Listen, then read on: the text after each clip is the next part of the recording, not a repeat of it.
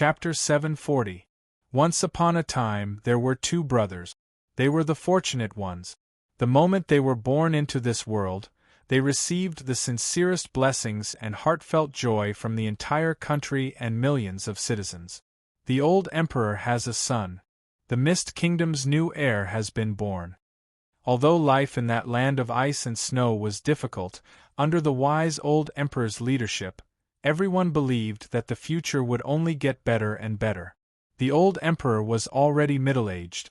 Due to an injury he had received when he was young, his health was rapidly deteriorating. The problem of an heir had always troubled this country. Now that two princes had appeared at once, perhaps this blessed Northland's country would become even more stable. From that day onward, the birth of the twin stars became a new day of celebration for the entire country, Gemini Day. Gods bless them. I hope that they can quickly grow up and support this country. I hope that the Mist royalty will have wise rulers every generation. Perhaps that prayer without an address was effective, or perhaps there really was a pair of eyes watching them from the heavens. Not only did the twins grow up rapidly, they even displayed their innate extraordinariness. Gods bless the Mist. Not only are our princes outstanding, they're also geniuses. The first prince displayed an abnormally mature mentality despite his young age. His strange inventions brought much fun to the icy and snowy Defender. His outstanding achievements in politics and literature also caused his reputation for being a precocious child to spread throughout Defender. Every time someone heard him read out a government announcement with a childlike voice, there would always be people who would say, "The eldest prince will be a wise ruler." As for the youngest prince, he was a true genius in swordsmanship and magic. He could instantly learn any martial arts technique, understand any magic spell, and improve at an inconceivable speed. Every time they saw him easily leave his peers behind and easily defeat his mentor, someone would say, "You're really good at martial arts." The youngest prince will be an outstanding general. As the two princes' reputation as geniuses spread, the citizens became more and more expectant of their futures. Only the eldest prince knew that the two princes were different. Cavendish is the true genius. I'm just a transmigrator who was born with knowledge. So-called wisdom is just another accumulation of experience. If I don't work hard, I'll be left behind sooner or later. Roland knew better than anyone that he was just a mortal, especially when there was such a true genius in front of him. So-called geniuses just have a slightly higher starting point and a slightly better way of learning.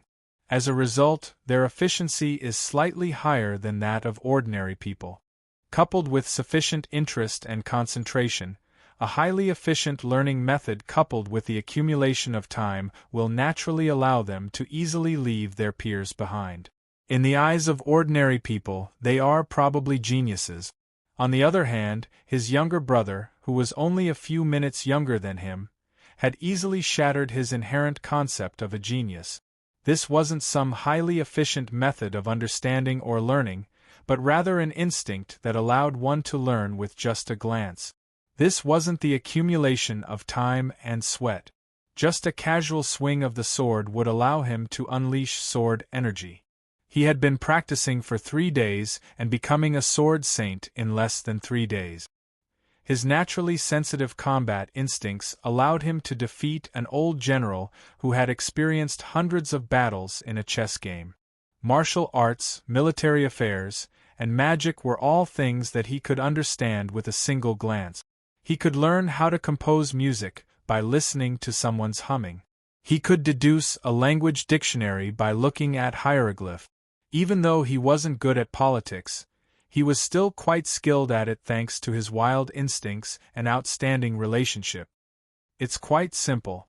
Why are you all so serious? Brother, you're so stupid.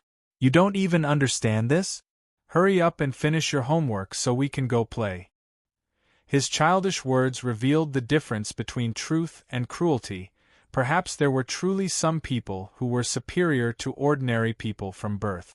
Perhaps, to some people, the hard work of others for more than 10 years was just a result that they could achieve casually.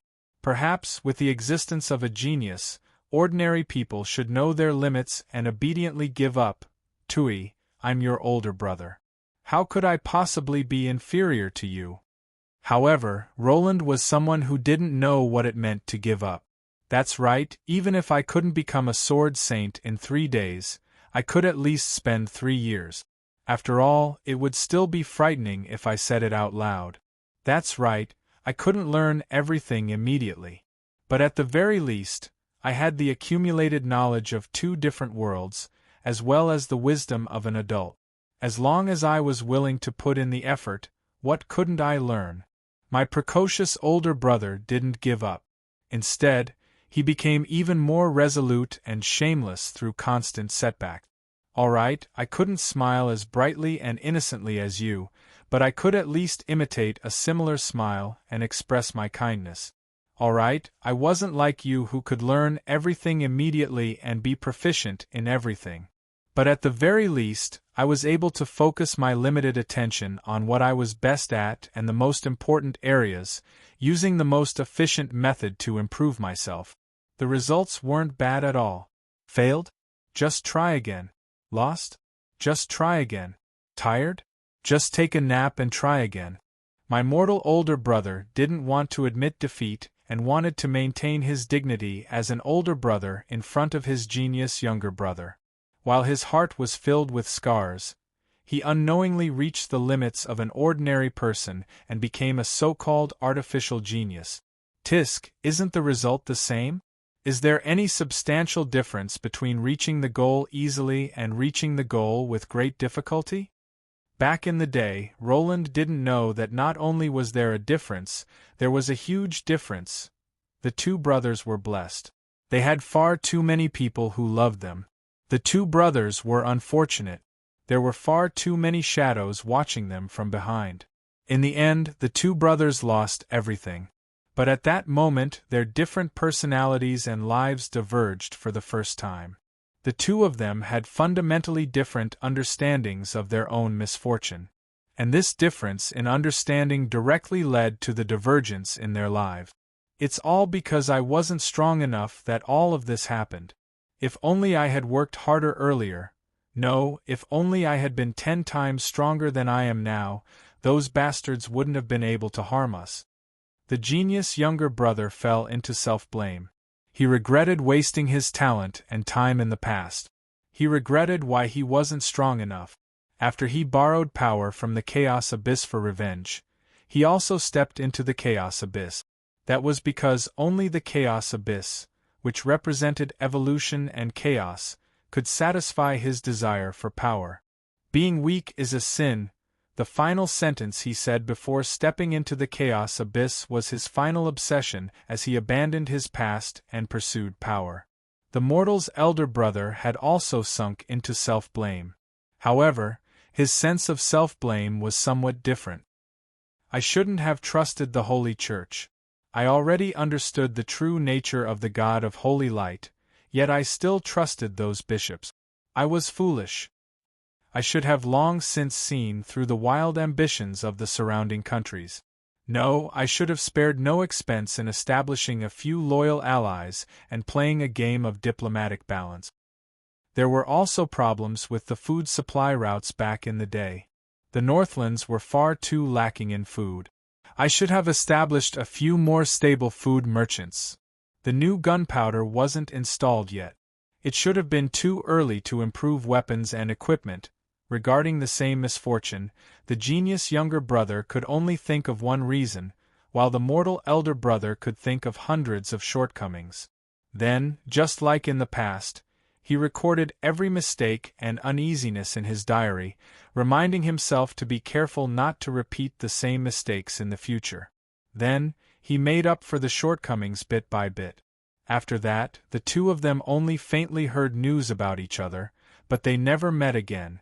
Just from the rumors, they knew that the 2 brothers were no longer the same type of people. Since seeing each other again would only bring pain, it was better not to see each other again. However, the 2 of them had a faint mutual understanding. Roland's younger brother destroyed anyone he met in the Chaos Abyss. When his astonishing talent combined with his cheat-like luck, he grew up and broke countless records in history.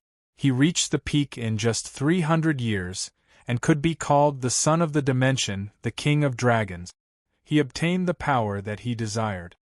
He obtained everything that he wanted. As for the older brother, if he failed once, he would try again. If he failed twice, he would try again. If he failed a third time, he would lick his wounds and try again. Eventually, there were hundreds, even thousands of entries in his diary that recorded his experiences and weaknesses. They even filled up an entire library. His elder brother, who was once a mortal, had become a true monster. That was a monster whose name alone was enough to make the world tremble in fear. He wasn't just a single person. He was a team under a common banner. He wasn't just a slogan. He had his own ideals and method. He was using laws and contracts to change the entire world, using a new holy light to purify the world. Pure power was the part of him that he wasn't afraid of. His intelligence and slyness were viewed as the scariest evil. He no longer blindly worked alone. He desired to understand and be understood. In the end, he stood together with his companions. Meanwhile, his younger brother stood alone at the peak of the world, looking at him. Oh, we meet again. That's right, they met again. Unknowingly, the two brothers were now on the same level again. It seemed that neither of them would be able to avoid the other this time. When the two brothers reached the peak of the world and looked back, they discovered that their worldviews and paths were so different. In fact, they were diametrically opposed. A single person's power is limited. This world is worth saving, but it shouldn't be saved by me alone. I want the world to become a better place. All I need to do is plant seeds and find companions. His older brother learned how to understand others, learned how to borrow their power, and learned how to use ideals and rules to change the world. Misfortune will befall those who aren't strong enough. Being weak is a sin. This world of the weak is far too boring, far too boring. That's why misfortune exists. His younger brother's thoughts were exactly the same as before. However, the strongest power in this world was also enough to topple the entire world. Unfortunately, no, this should be an inevitability. Their personalities and pasts had determined that they would definitely have some differences in their understanding of the world. Roland, don't you feel that this entire world is so boring? This entire sealed world is just a boring arena. Today you kill me and tomorrow I kill you. There's no fundamental change. It's just like two insects fighting to the death, but they don't realize that the adults beside them are just watching them like it's a joke. I'm going to open up the barrier. I'm going to jump out of this boring box. I'm going to allow this stagnant world to begin evolving once again. I'm going to solve this boring holy war from the very foundation. Closing the door because you're afraid of a challenge? You're afraid of true evolution, but you're fighting in the so-called civil war because you want power? Don't you think that's foolish? Roland smiled. However, his smile seemed forced and tragic. He could already see what would happen next. However, there were some things that he couldn't allow to happen. Brat, what you say makes a lot of sense. I admit that the two creator goddesses of order and chaos are foolish enough to do such a foolish thing, but I refuse to agree. Evolution? That's right, I admit that no matter how harsh the environment outside is, some existences and species will survive and complete evolution. Perhaps in the end, the dimension will become even more powerful than it is now. Let's see what will happen to those mortals. It's likely that they'll barely survive in the Holy War and won't be able to evolve at all. They'll probably be the first to be eliminated. Mortals deserve to be eliminated? The weak are born to be food for the strong to evolve? I'm sorry, but I refuse. Your older brother is an ordinary person. Your father is an ordinary person. Your mother is an ordinary person. Your entire family is an ordinary person. Cavendish, you little bastard who doesn't know the immensity of heaven and earth. Today your older brother shall give you one final lesson: don't look down on mortals. Chapter 741. Cavendish had arrived quite suddenly, and left even more suddenly. I was about to attack when he unhesitatingly left, leaving behind a single sentence. Not now. Although I knew that this would be the end result of our conversation, I still felt quite unwilling to leave some things unsaid. Perhaps this was why Cavendish had appeared in front of me even though he had already predicted my decision. I would feel unwilling if I didn't try. I sighed and felt rather sad, but there was no possibility of regret. I could understand Cavendish's reasoning. That was because, in a way, countless misfortunes had originated from this sealed world. The goddesses of chaos and chaos were afraid of powerful invaders from other dimensions. They desired for themselves and the species they created to become stronger. However, they disagreed on what it meant to be strong, which finally resulted in a holy war. Theoretically speaking, a holy war would be impossible to have an end. That was because neither chaos nor order would be able to completely destroy the other. Even if one side was completely destroyed, a new order or chaos would appear as time passed. From a certain standpoint, sacrifices weren't completely worthless. Although the path was quite complicated, the overall power level of the entire mortal plane was constantly improving. Although ancient species, and ancient gods sounded quite cool, their methods of using power were rather primitive and crude. Their weapons and equipment were also quite primitive. Their concepts were all rather old-fashioned and shallow. Of course, the ancient ones who were able to keep up with the times were powerful. However, even more ancient species had been unknowingly left behind by the times, becoming ancient artifacts that only the tears of the times. There were plenty of these ancient species in the chaos abyss. Although they were famous, they might not necessarily be able to defeat a brat who was only several hundred years old in a real fight. In the past, angels, giants, and dragons had all relied on their outstanding physical strength to fight. Even wood and rocks could be used as weapons. Now, not only were they armed to the teeth with high-level equipment, their magic and martial arts techniques had been passed down for countless generations. They had countless curses and ultimate technique. The ancient species' direct attack methods were as childish and laughable as hoodlums' punches. It wasn't that the ancient dragons from the god and demon era were so powerful that they were undefeatable. It was that the powerful dragons of the past were able to survive for so long that they were called ancient dragons. Naturally, they would have been polished to an unimaginable degree by the passage of time. Ancient god equipment? Let's see if it's rusted first. Powerful ancient species? How's your old waist? Can you still jump? Cough, I was getting off topic. Although there were always people who liked to talk about how everything was fine in the past, in my opinion, the entire generation was still progressing. The four major elemental magic from the Elven Empire's era had already been developed to the point where there were hundreds or even thousands of branches. Even if a legendary and incomparably powerful archmage were to be thrown into the current generation, he would probably have to study for 30 years first. Time will always progress. This was something that I had always firmly believed in. Although inheritance sounded rather abstract, as long as words and history existed, the entire world would naturally move forward. Blindly worshipping the world would be unnecessary and even more foolish. However, not to mention the mortal races, even the two goddesses themselves didn't know if this progress was enough. It was like a cage. No matter how the beasts inside fought, they wouldn't know if they could defeat the beasts outside. This analogy seemed a little inappropriate. Then, it was like the examinees before the college entrance examination. They wouldn't know if they had prepared enough until the day of the exam. Once this cage was opened, there would naturally be no need for this periodic war to exist. But I knew that Cavendish didn't wish for the war to stop.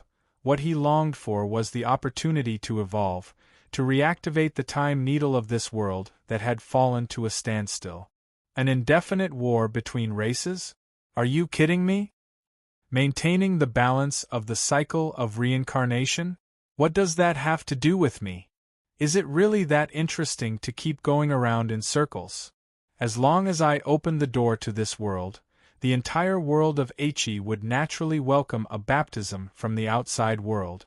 At that time, it would be nothing more than survival of the fittest. Those who survived would be the strong, while those who died would be the unlucky and weak.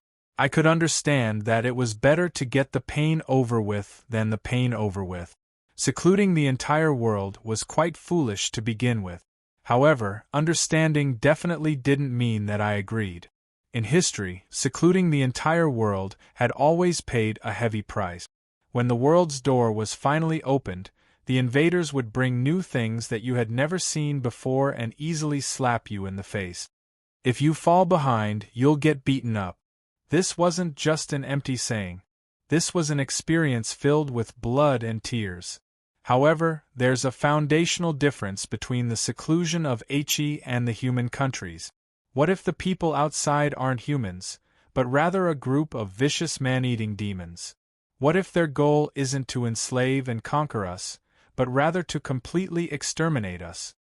Indeed, nobody knew just what was out there that the two goddesses of order and chaos had been afraid of for so many years.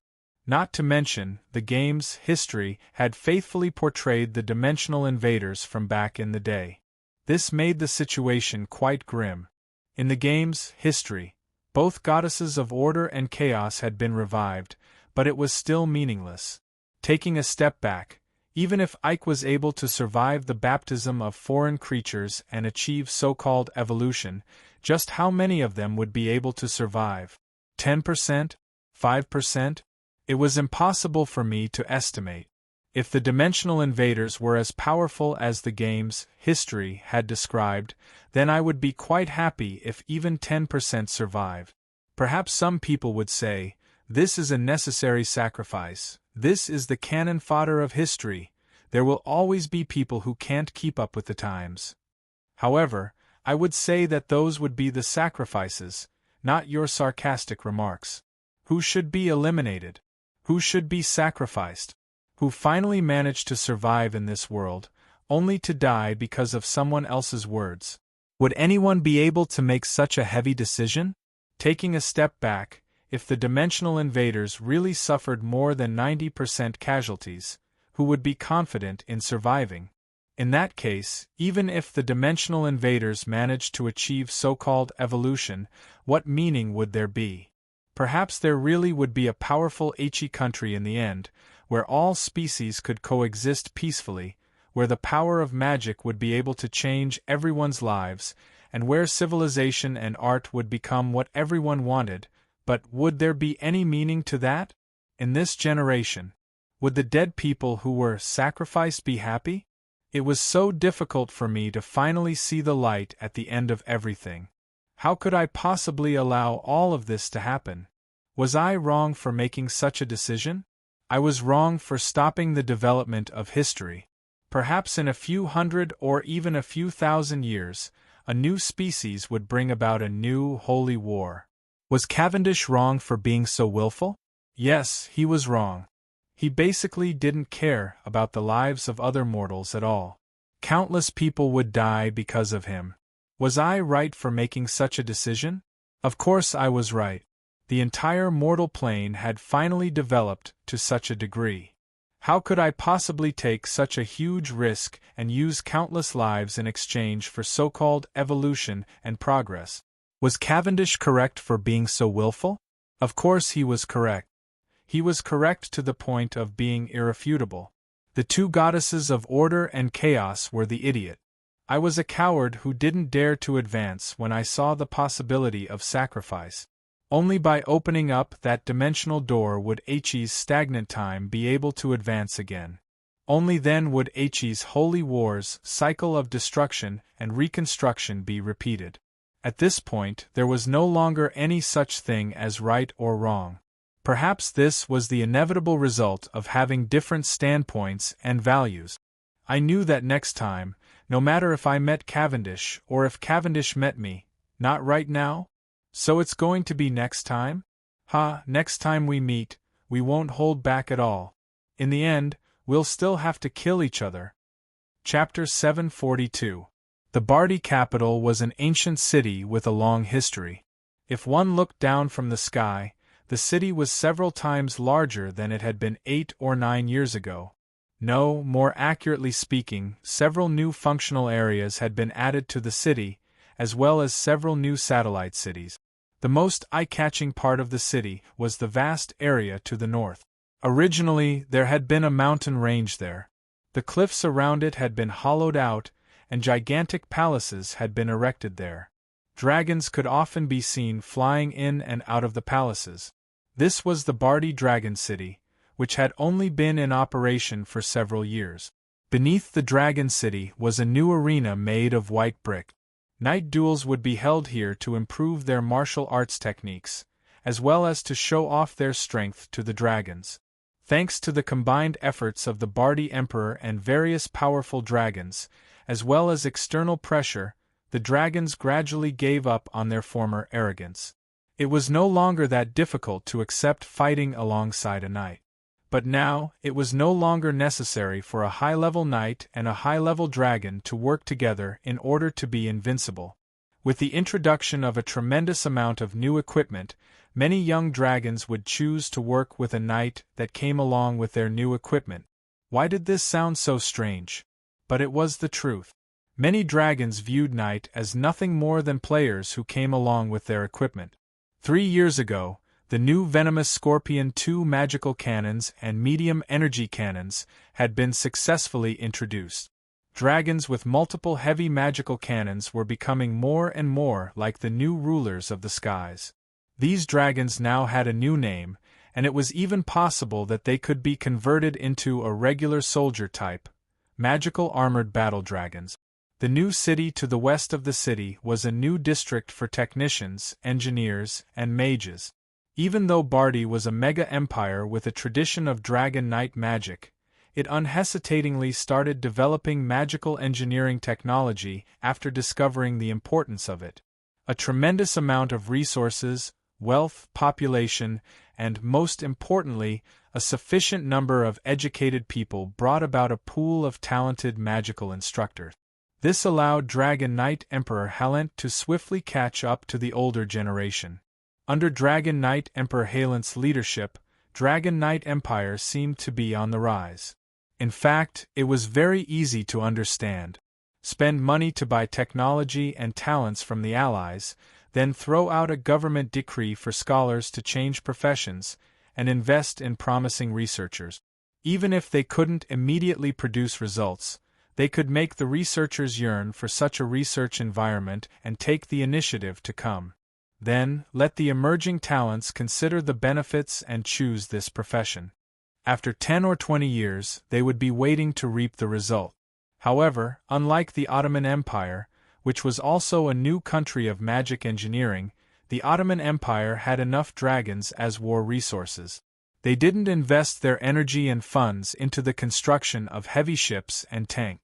Instead, they focused on the development of all kinds of small and heavy combat equipment. Actual combat was the only reason they chose their research field. Magic engine, miniature, medium, energy battery, practical artillery/heavy crossbow, magic armor. These were all important technologies that other countries viewed as minor details, but they were now being researched as key areas. Just now, I mentioned the magic armored battle dragon. The magic armored battle dragon was equipped with a heavy/medium energy pool as its second mana reserve. It was also equipped with hundreds of pieces of magic armor and 4 to 20 new cannons. It was armed to the teeth. It would be easy for it to take on 5 people of the same rank. Several months ago, the magic armored battle dragon suddenly made an appearance in the battle against the undead army. The magic armored battle dragon achieved astonishing results and attracted countless people's attention. Only then did the world discover that the Bardi Empire, which had originally been thought to be slow and inflexible, had actually progressed incredibly far in the field of magic engineering. Magic armored battle dragons were mentioned in Emperor Bardi's New Year's speech that they could now mass-produce regular troops. Currently, the entire Bardi Empire had 312 magic armored battle dragons. Magic armored battle dragons' defensive power, endurance, and attack power had all been greatly improved thanks to magic engineering technology. Magic armored battle dragons made ordinary liches' magical attacks ineffective. Their powerful physical bodies and overwhelming cannon attacks allowed the magic armored battle dragons to slaughter as they pleased on the Calamity battlefield. Actual combat proved just how powerful and terrifying this combination was. According to the fairy's evaluation, the magic armored battle dragons was at the legend rank. That was to say, this was a frightening army with an average combat power of at least legend rank. On paper, the magic armored battle dragons were already the strongest army in the entire world. Of course, this wasn't without its disadvantages. Not only would they consume a tremendous amount of resources in gold coins, it was said that Emperor Halent was so poor that he was even selling off all of his personal belongings for the sake of these precious magic armored battle dragons. Also, the magic armored battle dragons were mostly young and middle-aged dragons. The ancient dragons and immemorial dragons' true trump cards were still their own bodies. Magic engineering technology wouldn't be of much help in terms of high-level combat strength. Also, since the magic armored battle dragons had far too much heavy equipment on them, even with the assistance of floating engines, the magic armored battle dragon's agility wasn't something worth looking forward to. If the floating engines were turned off, or if the floating engines malfunctioned, the magic armored battle dragons would probably fall from the sky. That won't happen. It's written in our operating manual. In such a situation, all we have to do is directly disintegrate and drop all our equipment. Emperor Halent said that if we lose our equipment, we can always make more. If we lose our dragons and humans, they'll be gone forever. The moment I entered Bardi's airspace, two of the most advanced magic armored battle dragons followed me. They even brought along a diplomatic representative. It was evident that they had received news of my arrival long ago. This middle-aged Bardi diplomat was named Steeljo. He had been to the Mist Kingdom before and had met me before. Halent was quite considerate to send Steel here to receive me. The Bardi Empire's method of discarding their equipment and prioritizing their personnel over others was doubtlessly proof of how wealthy the Bardi Empire was. The Mist Alliance would be able to construct 2 destroyers with the cost of a single set of dragon armor. Perhaps this was the difference in power between a major country and a small country. Using the same technology in a small country, the small country would only be able to earn a slight advantage for a short period of time. In fact, the small country wouldn't even be able to afford the advanced technology and wouldn't be able to produce a finished product. Meanwhile, the major countries would only think about selling their old products and leftover materials after they finished producing their own product. The forward passenger airship's engine hadn't been repaired yet, so we didn't have the ability to soar through the clouds. The airship was flying at a high enough altitude that we could clearly see the ground below us. There were 2 dragons on each side of the airship, as well as 2 dragon knights on top of them. These 2 dragons would occasionally glance at us curiously. It seems that these dragon knights aren't dragon descendants? I casually asked, but Steel broke out into a cold sweat. From a certain standpoint, this was probably the same as spying on the military. He was hesitating as he didn't know if he could answer. However, there was someone else who could easily make a decision. Yep, now that the Holy War has reached this point, those ancient existences have all understood the situation. Before considering the dragon's pride, it's more important to think of ways to protect the continuity and status of the Bardi Empire. Following the deep voice was a middle-aged man wearing a heavy blue cloak, heavy armor, and a crown on his head. He walked over and gave me an overly enthusiastic hug. Everyone around him knelt down. "Long time no see, Your Highness Roland. Welcome back to Bardi. I hope that you've brought me good news this time." Halent Milan, the former Archduke of the Dragon Knights, was now the current Emperor of the Dragon Knights. Compared to 9 years ago, he had grown slightly taller. He had intentionally grown a beard and makeup to make him appear more mature. However, from what I could see, his physical body seemed even younger than before.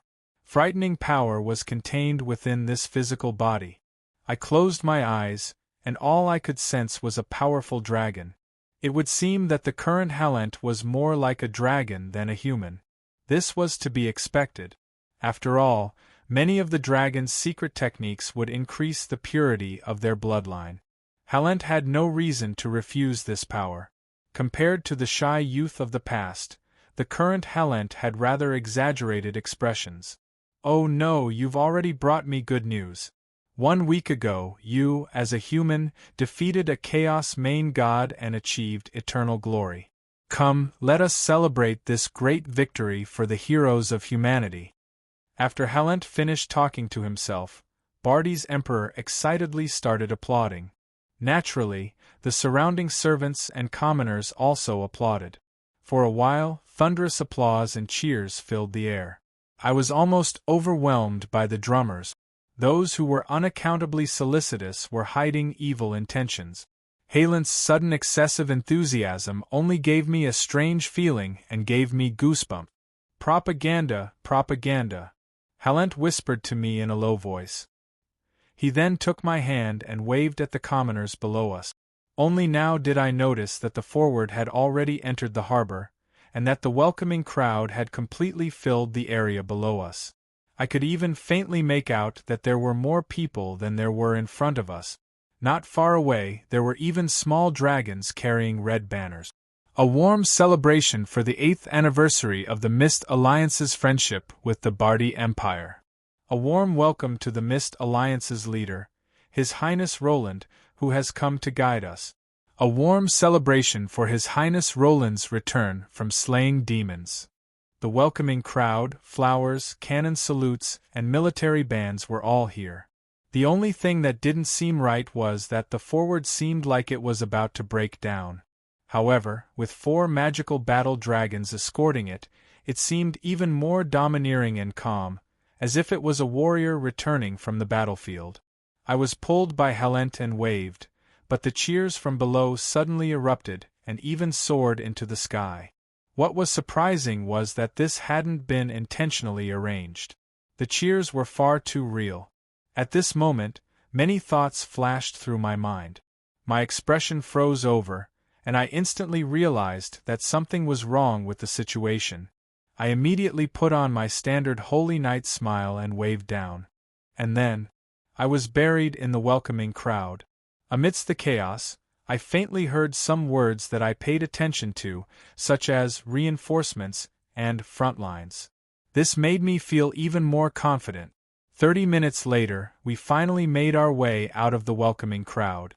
I asked a question before I even had the time to drink some tea. "Halent, you actually want my arrival to be a political propaganda to boost morale? Is the Bardi Empire's situation that bad?" Hearing this, Halent's stiff smile transformed into a bitter one. He furrowed his eyebrows and lightly massaged his forehead, intending to relax. "As expected, I can't hide it from you. Yes, the situation is quite bad. There's a major chaos at the front lines. We've lost terribly.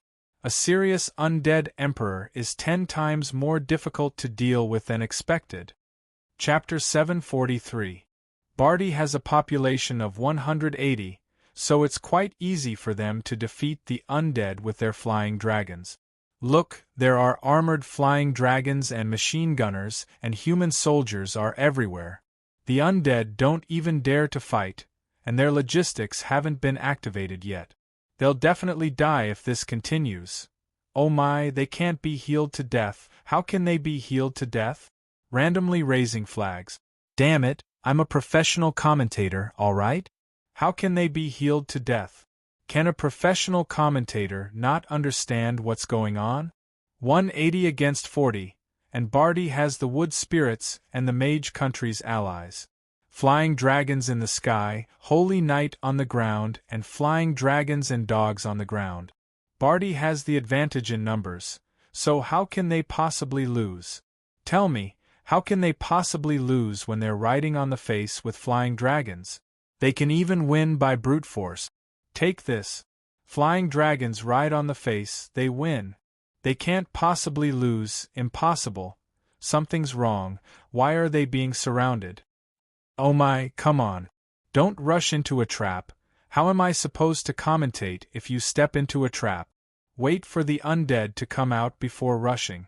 1 second pause. I'm riding on the face. What do you mean by riding on the face? Even if you brute force, you can still win. Don't. Hey! Even if the enemy throws a forbidden spell, you still charge. I can't commentate anymore, oh my, this. Why is it like this? Don't make it so dangerous, don't harm me, I can't bear such a crime. I can't bear such a crime. Let me calm down, let me calm down, let me calm down. This is an accident. This is definitely an accident. Damn it, this can't possibly happen. 3 against 1, 200 people. Against 40 people, how can I stand losing, How am I going to face life in the future? Am I really a jinx? Am I really the king of toxic milk? When Emperor Halent of the Bardi Empire told me about the situation on the front lines, I recalled a famous commentary from a certain infamous healer. Those who didn't know the joke could search for a story about a poisoned healer or a dragon riding on the face. The fast-paced commentary made me want to laugh, but I couldn't. It was quite difficult to hold it in. You didn't receive my information? After I reached an agreement with Sandro, I had sent information to my allies, revealing much of the undead army's internal information. It was truly incomprehensible that there would still be a problem with the information. Halent sighed and shook his head dejectedly. It's precisely because we learned that the undead emperors aren't on good terms with each other. 1 undead emperor has already gone missing, and 2 undead emperors aren't working hard at all. It's likely that the 2 undead emperors were our mortal enemies last night. That's why we decided to eliminate all of our potential enemies. Although it was a little exaggerated, the entire battle was developing just as the commentary had said. Bayer felt that he had a huge advantage. Bayer closed his eyes and sent all his soldiers to attack automatically. Bayer typed GG, surrender. Was he courting death? Or courting death? Or was he courting death? Against an undead emperor, I had actually planned on using only conventional military strength.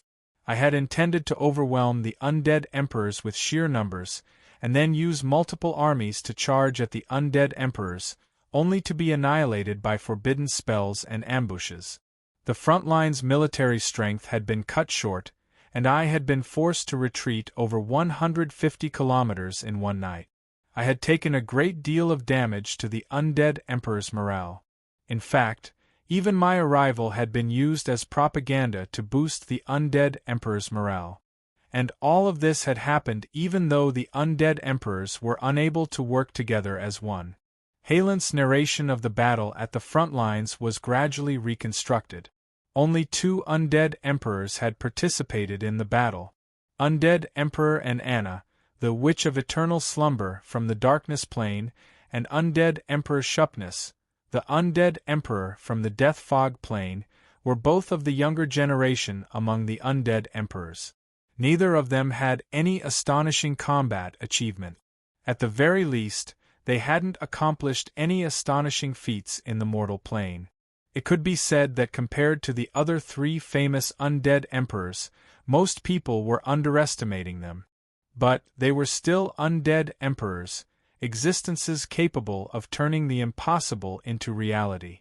They weren't famous not because they lacked power, but rather because there was no need for them to display their power. They didn't do anything unexpected. They still used the classic undead mage combination, a sea of undead with a support spell. However, what they did was on a completely different level from what ordinary undead mages could do. First, the undead emperors watched as their own army was destroyed by Bardi and led the enemy deeper in. Then, when the tremendous number of human warriors and several dozen dragons all arrived at the designated location, they started their ambush. The two undead emperors worked together to cast a spell and successfully tore through space, connecting the mortal plane to a certain undead plane. Then, a tremendous amount of negative energy surged out, slaughtering all living creatures like a flood. It was a pitiful scene. This was similar to how Aso had sacrificed his life to forcefully connect the undead planes to the mortal plane. The only difference was that the mortal plane's dimensional laws weren't too strict. With two undead emperors working together, along with sufficient sacrifices and preparations for the ritual, the ambush location was instantly corrupted into a land of the dead. But this was only the beginning. What came next was the usual undead army. Countless high-level undead walked out from the dimensional crack. They began chasing after the fleeing living creatures and harvesting their souls. When the undead emperors had come to this plane, they had always come alone. Their armies were just cannon fodder that they could casually summon. But this time, it was two undead emperors' personal armies that had come. 80% of an ordinary undead mage's combat strength would depend on their undead subordinate. And as undead emperors stood at the peak of the undead world, they couldn't possibly be commanders without an army. Just think about Emperor Roland's red hunting hounds. It was easy to see how powerful the personal armies of undead emperors who had lived longer would be. The ambush location was a valley surrounded by mountains. The humans thought that they had trapped the undead in a corner, but they didn't expect that this was actually a death trap. By the time the sea of negative energy arrived, the complicated mountain terrain made escaping impossible. In the land of death, high-level undead massacred the humans. They only needed to set up checkpoints in key areas to prevent the humans from escaping, which would cause the living to drown in the sea of negative energy. There was no need to mention the pitiful situation on the battlefield. Of the 250,000 undead army, less than 50,000 managed to make it back to safety. Of the nearly 100 dragons that had participated in the battle, only 37 had died. Most of them were young dragons, while half were the newest magical battle dragons. And this was only the beginning of the trouble. The undead calamity that had taken so much effort to destroy had revived. Not only were there large numbers of powerful undead, the brave warriors who had just been on the side of the living had now become cannon fodder for the undead. The newest magical battle dragons had become the undead's armored bone dragons. This was a huge blow to morale. In this battle, the Bardi Empire had sent several 100,000 soldiers to the undead army, but it was still a complete loss. The Bardi Empire had plenty of resources and could afford such losses. In a few months, a new army could be formed, and they could still fight. After all, the Bardi Empire had been constantly losing over the past few years, so a little while longer wouldn't matter. But the worst part was that the crushing defeat had come too suddenly. A large number of wounded and deserters appeared on the battlefield. These people escaped to various major territories and cities, which inevitably exaggerated the undead's fearsomeness. After the news spread, the entire country fell into a panic, and everyone was anxious. My arrival also gave Halent a chance to calm the hearts of the people. According to his propaganda, I wasn't here on my own. Instead, I was here to help the entire Mist Alliance. Actually, he wasn't lying. Bardi's defeat had been too sudden, and all the allied countries' reinforcements were already on the way. By now, I understood what Halent meant. He was putting aside his pride and asking for reinforcements from his allies. For me, no matter if I should help or not, this was a difficult problem that would give me a headache. Chapter 744. Everyone knew that the Bardi Empire had an incredibly solid foundation. Destroying the Bardi Empire in a direct battle would be an impossible task no matter how one looked at it. Even if the Bardi Empire could obtain a temporary victory, the Bardi Empire's vast territory and combat potential would still be there. With so many people and resources, even if the Bardi Empire wanted to conquer the Bardi Empire, it would take several years or even several decades. Take San Antonio, for example. Even if the Bardi Empire had internal strife and foreign invasions, the Bardi Empire would still be defeated for many years despite having such a solid foundation. Bardi's actual situation was actually much better than San Antonio's. Bardi didn't have internal strife and warlords, which were the most troublesome problems. Emperor Halent had established a solid foundation for the Bardi Empire, and the international situation was excellent. Under Halent's leadership and the southern sect's support, the entire country was improving. During this process, Bardi's combat strength would also increase. Its combat tactics would be improved, and its weapons and equipment would become more advanced. Bardi's population and social structure would become more inclined toward total war. The result of Bardi falling into a quagmire of war would be a competition of overall national strength and a meat grinder on the front lines. Bardi's allies wouldn't possibly sit back and watch as Bardi fell. However, it was possible to end the battle quickly against a small country. But against a large country, the only way to win would be to break the enemy's backbone from the very start and completely suppress them. Also, the enemy would be foolish enough to send out the main force of the entire country for the Bardi Empire to devour. Otherwise, the Bardi Empire would only be able to slowly devour the undead. However, the undead wouldn't have the time to do so. Everyone knew that the undead would only become stronger and stronger the longer they fought. But the more you fought like this, the less time your enemy would give you.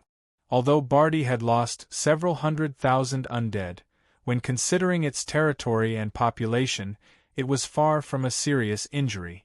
It was probably just that the Bardi Empire's reputation had been completely destroyed, and it urgently needed to save face to boost morale. Large countries could afford to lose. As long as they could regain their dignity in the end, they would be able to win everything back in one go. On the other hand, small countries wouldn't win no matter how much they won. If they lost in the end, they would go bankrupt. This was why war was known as a contest of comprehensive national strength. For large countries that had strategic buffer zones and resource reserves, it was very difficult to determine the final outcome of a single battle. Only small countries that lacked a solid foundation liked to gamble on their national fate. They would win the first round, win the second round, and finally lose one round when they couldn't hold on anymore. They would lose everything and have to spit out everything they had previously eaten. Most of the time, battles would be fought in logistics and internal affairs. As long as one could maintain stability, there would always be a day when one could win. And Bardi's current situation was excellent, both internally and externally. The dragons and the introduction of new technology would make Bardi's combat potential even stronger. Of course, if Bardi was willing to sacrifice himself a few more times, anything could happen. After all, perhaps there was a limit to wisdom and diligence, but there was no limit to foolishness. Everything that happened now proved that Bayer wasn't that stupid. After suffering such a loss, the undead emperors no longer viewed the undead emperors as a group of several powerful individuals. Instead, they viewed the undead emperors as a powerful country just like the undead emperors. While the undead emperors created public opinion and did their best to stabilize the situation, the undead emperors also prepared for an expedition to the south. However, the hundreds of thousands of newly born undead were actually quite easy to deal with. Those weak skeletons and zombies wouldn't even be able to defeat a simple militia that had undergone simple training. What the Bardi people were slightly afraid of was the undead emperor's powerful mages. Several decades ago, the previous emperor of Bardi had reformed the undead emperors and forced all mages to register as mages for the country's use. This had caused a conflict with the mage country, and many Bardi mages had left the mage country. Plus, Bardi didn't place much emphasis on raising mages to begin with, so Bardi was only average when it came to top-level mages. The mage country, the Wood Spirits, the Northern Mist Alliance, the Alland Empire, and the Southern Sect were all requesting top-level experts, especially super-powerful mages, in order to counteract and counter the enemy's advantage of having multiple undead emperors. I had just defeated a Chaos main god, and the Mist Alliance was also supporting me. Since I was here, they naturally hoped that I would be able to help. In the end, it's all because of my title as the strongest Holy Knight. The Holy Knight had long been viewed as the natural enemy of the undead. Plus, I was an undead emperor, so it could be said that there was no one in the world more suitable than me to deal with the undead. It was only natural that Halent would want to ask me for help. What gave me a headache was that not only would it be difficult to help, it might not even be a good thing. It would be quite difficult to calculate just how powerful an undead emperor was. At the very least, they would definitely have undead magic skills that far surpassed any ordinary undead lord. It would also be expected that they would have a tremendous number of high-quality undead armies. However, the most troublesome part would be their astonishing achievements in their own research field. More than 90% of undead emperors were outstanding mages and researchers. They were vicious individuals who had reached the extreme in their own field. If I dared to directly challenge an undead emperor without knowing their research fields or what magic they were skilled in, that would be the equivalent of closing my eyes and sending myself to die. Sandro's sincerity was trustworthy. He also briefly mentioned other undead emperors' research fields to me. Undead Emperor and Anna, the Witch of Eternal Slumber from the Darkness Plane, was said to have researched dreams.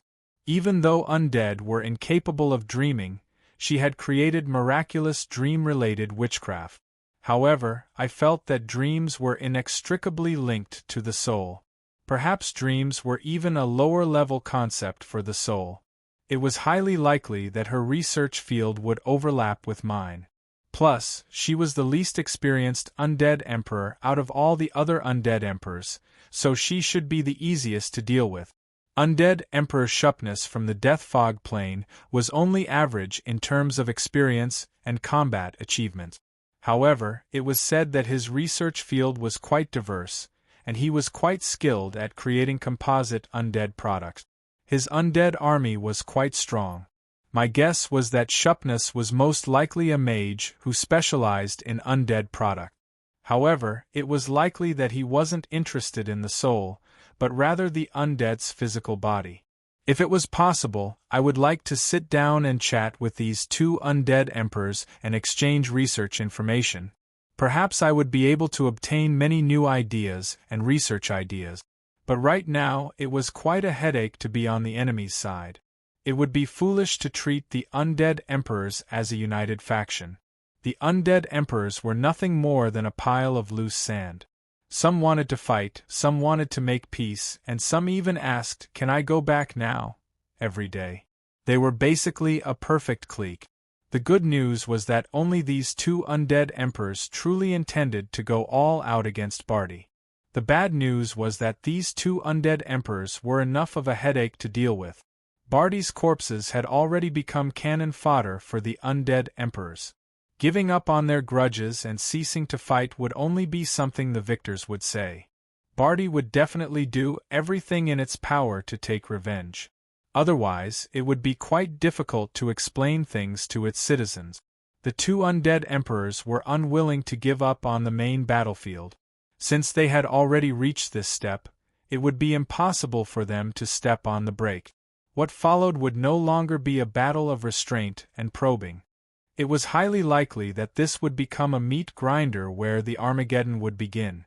And if the undead emperors went all out, the other undead emperors would be in an awkward position. It was likely that they would all be dragged into the battle. I would never doubt my ability to taunt others on the battlefield. Perhaps I had only intended to be a bystander, only to end up becoming the focus of the battle. In that case, it was actually a good thing that I didn't go. That way, the situation wouldn't become even worse. However, it wouldn't be appropriate to refuse like this. Barty was an ally, after all.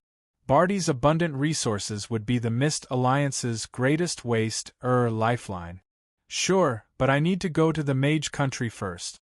I have something to discuss with Archmage Akama, the true environment. Then, let's just delay it for now. It would take at least half a month for a round trip to the Mage Country. I wasn't lying. As Akama was the mage country's most outstanding prophecy archmage, I intended to ask him for some prophecies and calculations. However, Halent's expression was rather strange. It seemed that he wanted to laugh but was holding it in.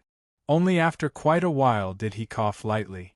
Cough, Archmage Akama just arrived yesterday and you're here today? It would seem that your luck is quite good? What? My luck is quite good? Your joke is so funny. Haha, yep, my luck has always been quite good. Your Highness Roland, are you feeling sad? No, it's just that sand got into my eyes. I don't care about luck at all. Chapter 745. Now that I had settled down in Bardi, the first thing I did was visit a single woman, and then she chased me out. That was a bit dirty. I only went to visit my sister-in-law. I had previously asked a dragon knight to send her to the Bardi capital. It would seem that she was still angry at me. Leona's complexion was much better than several months ago. Perhaps it was due to her maternal instincts, but her expression was much gentler, and her cheeks were much rounder. You look much more feminine now. My words seemed a bit off, but this was indeed the most obvious change. At the very least, judging from how she didn't immediately draw her sword when she saw me, becoming a mother had indeed softened her attitude considerably. Although she was about 4 or 5 months pregnant, the bulge in her belly wasn't that obvious. It was also possible that her pregnancy cycle wasn't as long as a normal human's 10-month. Alright then, I was just making things up. I was a single man, so how would I know what a pregnant woman would be like at each month? In order to avoid angering the pregnant lady, I left her a letter before leaving. I promised that I would go to the illusory reality Grandmaster Akama tomorrow to perform a divination. As for the fact that I had just met Carwins not long ago, I hadn't had the chance to tell her about it yet. Fine, I admit that I had forgotten to tell Carwins about Leona. I felt rather guilty now that I mentioned it. I had some rare free time as I walked on the streets of Bardi. Scammers were always so particular and could come up with so many excuses and reasons. Being able to easily interact with them would actually make them seem less valuable. Being able to meet Akama tomorrow was already a great honor, and this was even with the help of the Truth Medallion. No matter what, I was still technically a member of the Mage Country's Truth Symposium. Actually, at this point, I didn't have much hope that Akama would be able to divine anything for me. Is Cavendish going to open the door? I didn't need to ask this question that I had originally prepared. How is he going to open the door? What's the main goal? Is there a way to stop him? This question would be valuable to me, but it was obvious that Akama wouldn't be able to divine anything. According to the basic rules of divination, yes and no were always the easiest questions to divine. The more specific the person, region, and time was, the greater the cost. And the more powerful the target was, the more the cost would be. This was like checking a person's household registration. It was easy to find out whether a person was a man or a woman, alive or dead. But if you wanted to know what he was thinking, where he was working, and whether he had homosexual tendencies, you would have to dissect his brain to find out. Divination was a skill, but asking the most suitable question for divination was an art of language. Especially after the god of fate broke the string of fate, all predictions of the future were like gambling on horses. But if you asked about the present, the more people who knew about it, the less difficult it would be. Also, the god of fate was on my side, so I should be able to get him to go easy on me.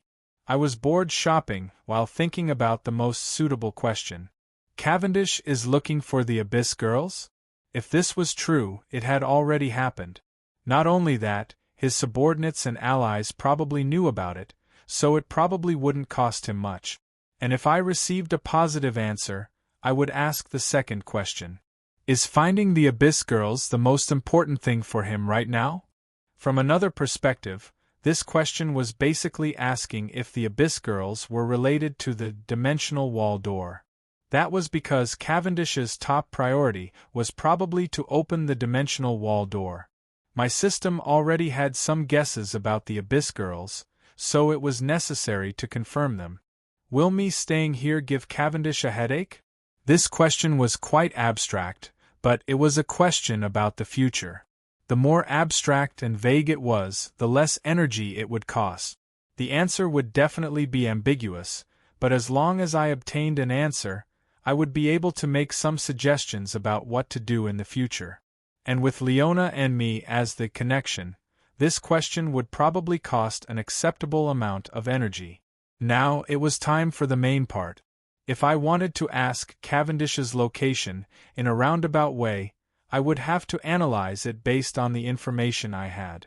The most practical method would be to list out all the possible locations of Cavendish, as well as all the important strategic locations, and then ask yes or no.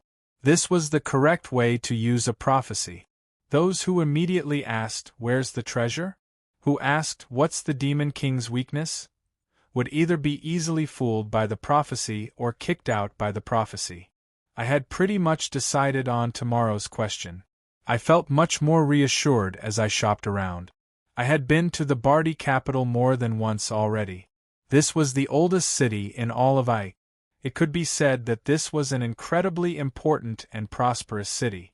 Just by sitting at an outdoor coffee shop and watching the people and carriages hurrying by, I could more or less understand the current state of this city. It wasn't necessarily a bad thing for people to be in a hurry, as there was always something to be busy about. At the very least, everything was operating normally. The way I saw it, most of the people here had normal expressions and expressions. Very few of them were worried or in a hurry. In fact, some people would occasionally point at flying dragons in the sky with expressions of pride and joy. This was completely different from numbness and despair when facing a calamity. I was reassured to see this. At the very least, Bardi's situation was still stable. If Bardi's pillar of support collapsed, just like that after San Antonio's problem, it would be far too severe of a blow to the citizens' morale. Bardi wouldn't be able to take it anymore. Right, I have some bad news for you. The silly cat had recently been in a state of inactivity. It would seem that as the elven caravan moved closer and closer to the Northlands elves had indeed been quite busy with government affairs. She had been focusing all her attention on her own elves. Sometimes I would hold her hand, and the expressionless young girl would follow me wherever I went. And then, people would say things like, "What a cute little girl," or, "How obedient, you're coming out to play with Daddy?" Yet, I would happily reply with things like, "Isn't Ailey really cute?" or, "Little girls are just afraid of strangers." This made her quite annoyed, and her mood instantly became much worse. By the way, I should mention that the age-deceiving bracelets were ineffective on her. That was because the designer of the bracelets had never considered that she would be tens of thousands of years old. Then, she would have a complete mental breakdown. She would even regret successfully leveling up. She was telling me that she had bad news at such a time? And with such a strange smile on her face? Could it be that someone else's misfortune would make her happy? This was far too normal. Guess who's leading the Wood Spirit's reinforcements? You said it's bad news, Amelia? Didn't she go to the Northlands? Indeed, it's been more than 3 months. It's about time for her to return. Harloise continued to smile evilly. Originally, there were only 2 virtues, but Amelia immediately rushed over when she heard that you were here. That's a good thing. Our team has become even stronger. Ha, keep pretending. Last time, you intentionally stood her up. Don't run away if you dare. I have a clear conscience. Although that was what I said, I was currently considering whether or not I should hurry up and ask her questions before running away. I mean, embark on a new journey. My previous promise to Halent had been too hasty. Yep, I should tell him about it when I returned. At this moment, 2 royal guards came to find me. They had nervous expressions, as if something had happened, and when they carefully whispered something to me, I confirmed that I was in trouble again. Your Highness Roland, His Majesty Halent requests that you return to the palace. Prophet Akama has been assassinated. Half an hour ago, he met his own fateful day. What? He died? Chapter 746. There's only one truth. The murderer. The murderer is you. Death God Roland. You're the living omen, the bird of death who spreads misfortune and death. You're the legendary elite death god student who spreads misfortune everywhere you go. Just admit that you're the one who murdered her. Harlois, if I really had such an ability, you'd be the first to die. I don't mind your joke, but you should restrain yourself. If others really believe it, if new strange rumors start spreading tomorrow, I'll make you eat cat food for an entire month. Indeed, the current environment wasn't suitable for jokes. We were currently in the guest area of the Bardi Royal Palace. Palace guards were nervously entering and exiting a room on the third floor. An elderly man's corpse was already ice cold on the red oak floorboards. Prophet Akama was lying there with his eyes closed. However, his expression was quite calm. There were no signs of a battle. The only fatal wound was in his chest. He instantly ripped out his heart. He's an experienced assassin. I pulled off the white cloth covering the corpse and saw that there was a large hole in his chest. However, there wasn't much blood around it. Judging by how clean and efficient the attack was, it was obvious that Akama had been a professional assassin. No matter how powerful a mage was, it would be completely reasonable for an assassin to ambush them at close range and kill them in a single blow when they weren't on guard. However, this wasn't normal at all. Although it was common knowledge that prophets wouldn't be able to predict their own movements, prophecy and detection abilities were the natural enemies of assassins. It would be inconceivable for a veteran level 4 mage like Akama to not have at least 10 or 20 prophecy spells on him. Detection, invisibility, enemy detection, heat scanning, automatic shields, and true luck. The slightest touch would cause a deafening alarm. It would be incredibly difficult to get close to a prophet. Even if it was me, it would be impossible for me to ambush a prophet. If it was me who really wanted to kill a prophet, I would rather bring my sword to his doorstep. That would be much easier.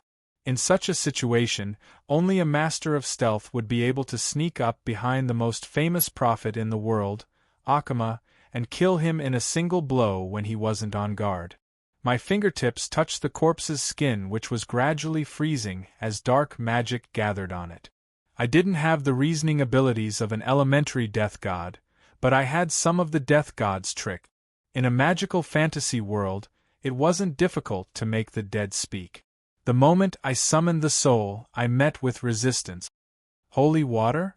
I've really met a veteran. The wet liquid on the corpse's cheeks should be the holy water. If it wasn't for the stupid priest who came to purify the corpse so quickly, then it was the assassin who splashed the holy water on the corpse. I've asked the guards around the perimeter, but no priests have arrived yet. That meant two things. First, the assassin was very experienced. He knew that the holy water could stop the soul summoning spell. This was common knowledge that most necromancers didn't know. The second point was thought-provoking. The assassin knew that the corpse would soon summon a soul, and knew that a necromancer would come to see the corpse. There were actually many limitations to the soul-summoning technique that extracted corpses and the souls of the living. Corpses that had been dead for too long had already lost their vitality. It was possible to summon skeletons and zombies, but it was impossible to summon the memories of souls. Under normal circumstances, the soul would quickly return to the cycle of reincarnation. After 1 or 2 hours, even an undead master's soul summoning spell would likely fail. And if the soul summoning spell failed once, it could not be used again. Soul summoning spell extracted the memories of the target's soul shards. If the soul summoning spell failed once, the soul shard would completely shatter. Naturally, it would be impossible to summon the soul again. That was why most soul-summoning spells targeted the living. More than 90% of undead mages would use this spell to interrogate the living. It was effective and consumed little energy, so everyone liked to use it. The side effect was that after the soul summoning spell was cast, the living would become the dead as well. Bardi was the center of the southern sect. Although the Bardi Empire didn't explicitly oppose or forbid undead mages, the large number of dragons and holy light job classes in Bardi made the Bardi Empire unfriendly toward undead mages. There weren't many undead mages in this country, and since the assassin had already been confirmed, an undead mage would soon arrive at the scene, which was why he had made such an arrangement. He knew that I was coming. From a certain standpoint, this clue might be even more valuable than the dead's words. The information from soul summoning spell was scattered and insignificant. It was possible that I would learn something or I would learn nothing. A spy? That's possible. I need to confirm it further. I waved my hand and got up. To be able to easily approach Archmage Halent and obtain his trust, to be able to learn about my arrival, and to know about undead magic. Rather than a veteran top-level assassin of unknown origins, I was more suspicious of the other mages who came together with Archmage Halent. It was likely that some of them didn't want me to know the truth. Halent didn't seem to be in the Bardi Empire right now. He hadn't even returned from the Bardi Empire after the foreign envoy was assassinated. I recorded some of my deductions and the situation of the crime scene. I wrote a list and tossed it to one of the guards. I had him give one copy to Halent and one copy to the Archmage from the Truth Symposium. As for finding out who the spy was, I didn't intend on interfering. That was because, unlike detective stories where it would be easy to find out who the spy was, finding out who the spy was in this generation was incredibly difficult and troublesome. Traitors wouldn't write their betrayal on their faces. Randomly suspecting someone without any clear clues would only create more distrust and chaos. Even if there was a clue, you could accuse the traitor, but the traitor could also accuse you of framing the traitor. The mage's experience in faking the traitor would be so outstanding that even the mages themselves wouldn't be able to tell. The result would be that, in the end, power and reputation would be the deciding factor. The victor might not be the real deal. The Truth Symposium had never been completely united. Many of the archmages here had come into contact with taboo magic and the Chaos Abyss. It was only natural that some of them would be related to the Chaos faction. Knowledge of taboo magic, the power of the Chaos Abyss, and truth would be more than enough as payment. Back in the day, Aso had been able to sneak into the Truth Symposium. Archmages from other species and factions would be able to do the same. I had long since guessed that there would be archmages who weren't on the same side as us. Now that the archmages had acted in order to cut off my investigation, this might not be a bad thing. A powerful archmage capable of killing Akamo would definitely not be cannon fodder. Perhaps I would be able to dig out a nest of them. This would be quite troublesome, and it would be easy for me to get dragged into this mess as well. I didn't intend to get too deeply involved. Although this seemed to cut off all clues, prophecy magic was a major magic system. The mage country wasn't too far away, so I could simply look for other mages. This also confirmed one of my suspicions. I'm constantly being watched. Not only that, I've already come into contact with the archmage's sensitive areas. They've been forced to take action. It was to be expected that I would be watched. However, this made me heave a sigh of relief. If I didn't spy on the archmages, then the archmages wouldn't care about me at all. That would mean that I wasn't a threat to them at all.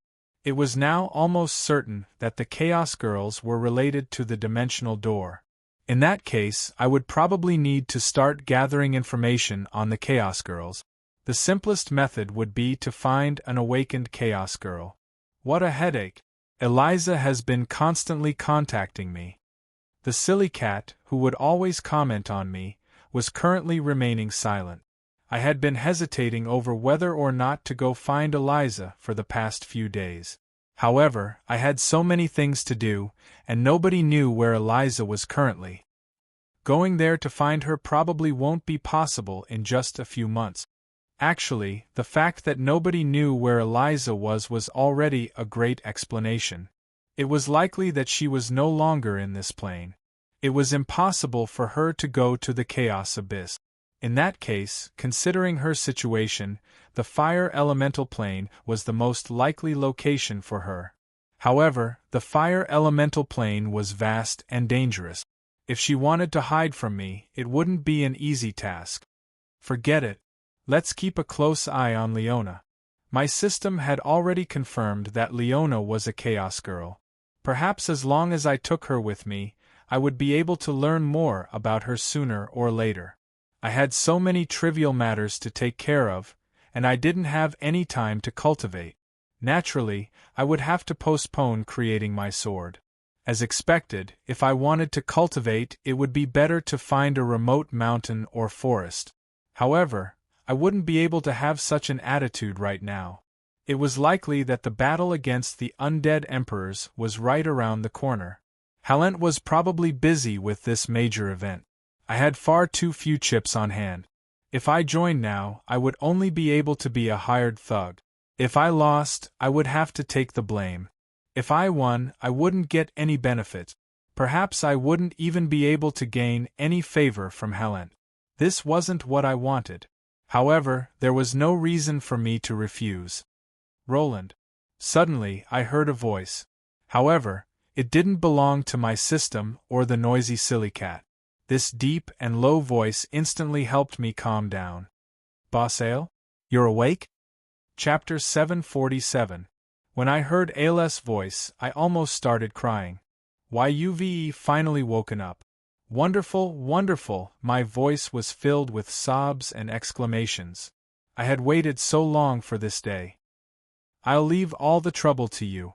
I'm going to take a vacation for 2 weeks. No, 2 months, 2 years. Cough, please don't misunderstand. Although I was happy that Boss Ale had woken up, the happiest part was that the leaders of the Hades had woken up. They were in charge now, so I could finally get rid of my burdens. You should have spies to report to me, so I won't bother. I'll leave the undead emperors to you. I don't want to deal with them anymore. Over the past few years, the Hades had been in a rather passive position due to the fact that their leader, Ale, had entered an eternal slumber. From a certain standpoint, the leaders of the Hades were all in a similar position. This would normally be a good thing, but in times of war, it would be quite a headache. This wasn't some boring fight for power. It was just that each of the leaders was far too opinionated and had their own ideas. Whenever something was thrown up, everyone would have their own ideas, and it would take weeks or even months for a final decision to be made. For the past several years, the Hades had been in a state of confusion and helplessness. Normal operations were fine, but no agreement could be reached on how to actively interfere with H's mortal plane and do something practical. Although I was the representative of the Hades gods in the mortal plane, if we counted based on experience, I would probably be the last among the 300 Hades gods. And if we counted based on power level and combat achievements, at the very least, before I became level 4, I would be the last as well. Some wanted to make money, some wanted to observe the situation, and some felt that it was enough to protect the land of spring and the Hades, and that there was no need to interfere with the mortal plane too much. Not only did the Hades gods speak up, there were also many powerful leaders who joined later on. The Hades Hell Dragon King Sam and the strongest Hell Dragon Evelyn, the guardian of the land of spring and the final boss of the Titan gods, and several powerful leaders of the Hades. In the mortal plane, all of them would be at least at the level of a main god. Previously, with air around, I had been able to command them as I pleased.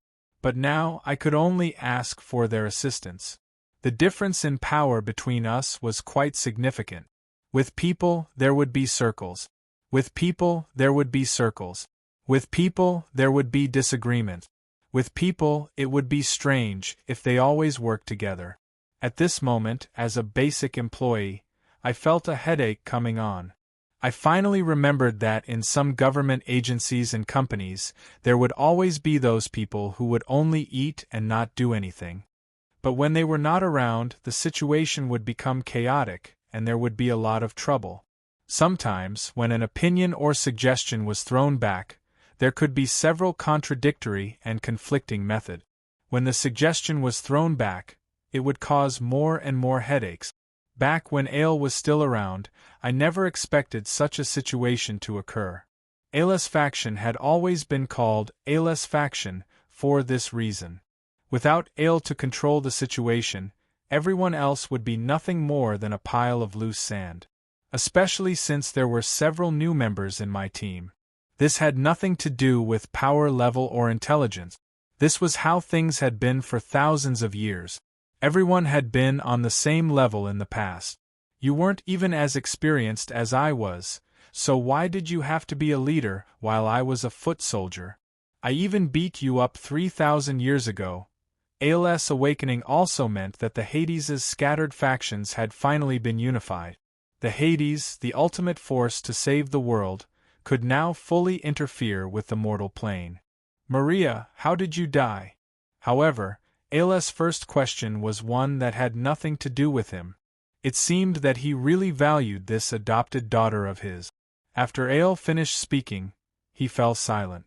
It seemed that Maria was really important to him. I recalled what happened in detail, and mentioned the relationship between the Chaos Girls and the dimensional door. I also told him some of my inferences and suggestions. Ale finally received a response after a long while. Chaos Girl? Why didn't you ask Baena and the others? Baena herself was once a Chaos Girl.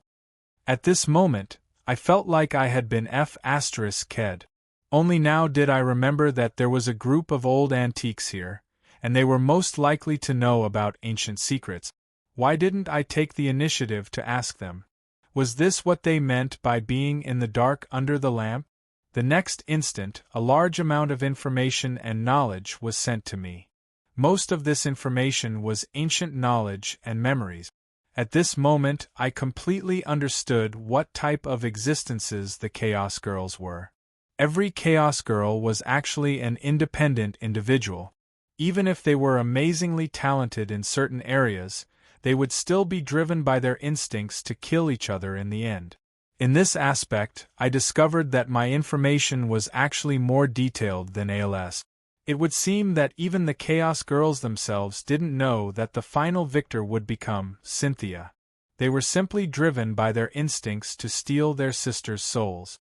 I discussed the possibility of the Chaos Girls representing the Chaos Girls with Ale.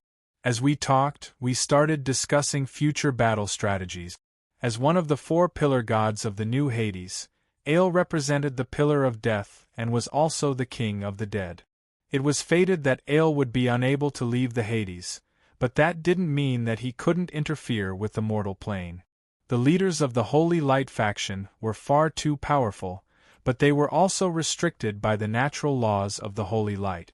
They were also unable to directly descend into the mortal plane. However, they had already interfered countless times. The God of Holy Light had the Holy Light faction, as well as countless angel armies and upper dimensional armies. In the mortal plane, there was also the tremendous faction of the Holy Church. The Hades faction was the same. The Hades gods were only unable to leave the Hades due to their duties. However, the Hell Dragons were the messengers of the Hades, and they were able to move about freely. Due to the restrictions of magic, the Hell Gods and Hell Ghosts were capable of sending down clones and incarnations to interfere with the mortal plane. Most importantly, we still had the Titans and the native mortal armies of the Land of Spring, as well as the countless dragons from Dragon World. Just the Titans alone would be more than enough. Of course, the prerequisite was that I had to understand their thoughts so that they wouldn't end up becoming the enemy's helpers. Over the past few years, thanks to the hard work of the Titans who had the ability to create, the newly born Land of Spring had already developed quite well. The Titans had also become the guardian gods of this new land. From a certain standpoint, the Titans were now tied to the Hades' war chariot. However, the Titans had already exceeded the scope of their previous contract, and would need to be renegotiated. This time, I was simply tossing out my request and problem. Now, I could let Ale and the others worry about it. It felt nice to have someone to back me up and take the blame for me. Previously, I had been worried about the unspoken rules. But now that the Holy Light faction and Chaos faction had both begun greatly interfering with the mortal plane, it was time for the Hades faction to follow suit. I sat next to a tea stall, basking in the sun and killing time. I was also waiting for the Hades gods to come to an agreement. With Ale taking action, it was likely that the final result would be 10 times, or even 100 times more effective. Less than half an hour later, Ale's deep voice sounded in my ears, causing me to feel energized. The Hades faction is about to declare their existence. This battle against the undead emperors will be a stage for them. Don't worry and do whatever you want. I will personally act. Chapter 748. On the third day after Archmage Akama was assassinated, the Mage Country's spy was discovered. Trant Sordal was a dark magus who was skilled at summoning death and talisman crafting. He was only one research result away from becoming a mage at the level of divine truth. It was discovered that he was directly connected to the Chaos Abyss. He was ordered by a certain Chaos God to assassinate his colleague, Archmage Akama. I wasn't curious as to how the spy was discovered. There were so many mages in the Mage Country, not to mention the Bardi Empire's professional mages. Not only that, the dragons even knew about the spy. It would be strange if the spy couldn't be discovered. Compared to the famous detectives in novels, which were known as the science of writing and the author's deductive abilities, the messy magic and supernatural abilities were more direct and magical when it came to investigating cases. Prophecy, astrology, lie detection, and so on. There was no such thing as inhumane or inhumane evidence. Whenever a suspect was captured, the suspect would be beaten half to death before being interrogated. Hallucinogens and truth-telling potions would be used to hypnotize the suspect. Unless the suspect directly self-destructed and entered the cycle of reincarnation, nobody would be able to escape. Indeed, there were many cases of wrongdoing due to excessive pursuit of efficiency. But in this situation, finding the spy as quickly as possible was doubtlessly the most important thing in order to appease the public. I received a simple message. Trant basically admitted that he had been bewitched by the Chaos Abyss and attacked Archmage Akama. Trant, who was skilled in combat, had attacked Archmage Akama, who was skilled in divination and prophecy. If the ambush had been sudden enough, it would have been possible to kill Archmage Akama in one strike. However, many people would be unable to accept such a conclusion. Who was the true culprit? Was there someone else behind the ambush? There would definitely be many ideas, but there were no more clues. Since a major battle was imminent, it wouldn't be appropriate to conduct a large-scale investigation in order to not affect the morale of the army. The side effect was that everyone would be on guard against each other in the future.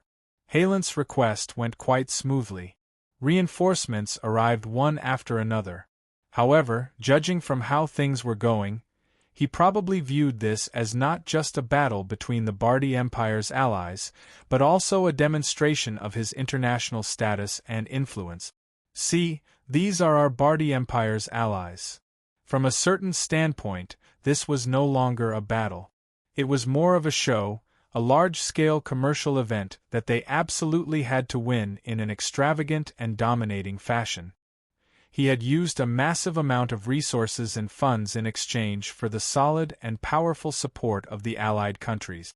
Whether or not it was worth it could be discussed later. At least for now, the scene was spectacular. The Truth Symposium sent 9 members? Including that Akama from before, it's already in the double digit.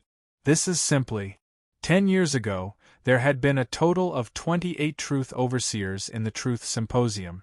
As the elemental tide increased, theoretically speaking, the profession with the greatest increase should have been the mages.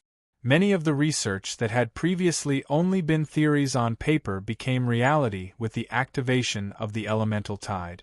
The result was that not only did several archmages instantly grasp the truth, their power also increased explosively. The current Truth Symposium had a total of 31 Truth Symposium mages. Although it didn't seem like there was a sudden increase in the number of mages, there were actually 12 new members. Don't be mistaken, mages weren't gladiators. The mages who had retired were only trying to shirk their responsibilities as members of the Truth Symposium. The members of the Truth Symposium were the highest authority in the mage country. However, for many mages who specialized in research, the Truth Symposium was nothing more than endless trouble. Mages would have to use their research time to deal with boring government affairs. Although they could take advantage of the Truth Symposium to embezzle some research funds, it still wasn't worth it. Apart from the archmages who spent tremendous amounts of research funds, the other archmages didn't care much about this position. Since there were juniors who were willing to take the position, they were naturally willing to give up their positions. Many archmages would even try to trick their juniors or disciples into taking over their positions. However, some things were publicly acknowledged. The mage country of Arladent's overall combat strength was at least twice as powerful as it was 10 years ago. The mage country of Arladent had benefited the most from the elemental tide. Not only did the mage country of Arladent's overall combat strength increase, the mage job class, which was originally the most difficult job class to advance in power level. But after the elemental tide increased explosively, the mage job class's difficulty in advancing in power level became ridiculously low.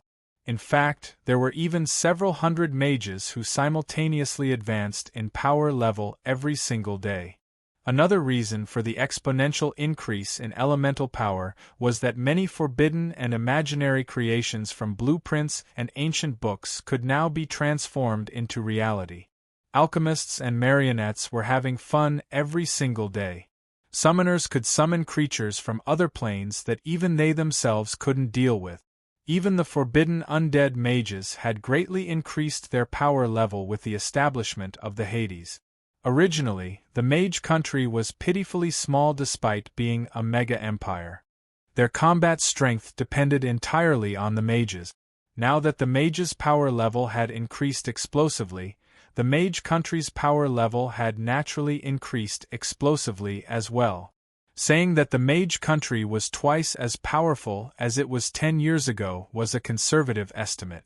Unfortunately, some things still hadn't changed, such as how the mage country of Arladent was organized. According to the most recent records, after so many years, the mage country should have more than 200 mages who had reached the truth rank. However, less than 50 of them were actually capable of contacting each other, and less than 30 of them were capable of being dispatched. Not to mention, all of them were dispatched in exchange for favors, knowledge, and so on. In such a situation, the mage country had dispatched 10 truth rank mages, along with several truth rank mages who hadn't become truth rank yet. It could be said that more than half of the mage country's strongest combat strength had been dispatched. Such generosity! What benefits did Halent give them? Don't tell me it's something like ceding territory to the mage country? No, the mage country's territory is nothing more than a burden to them. It's probably some ancient knowledge or something like that.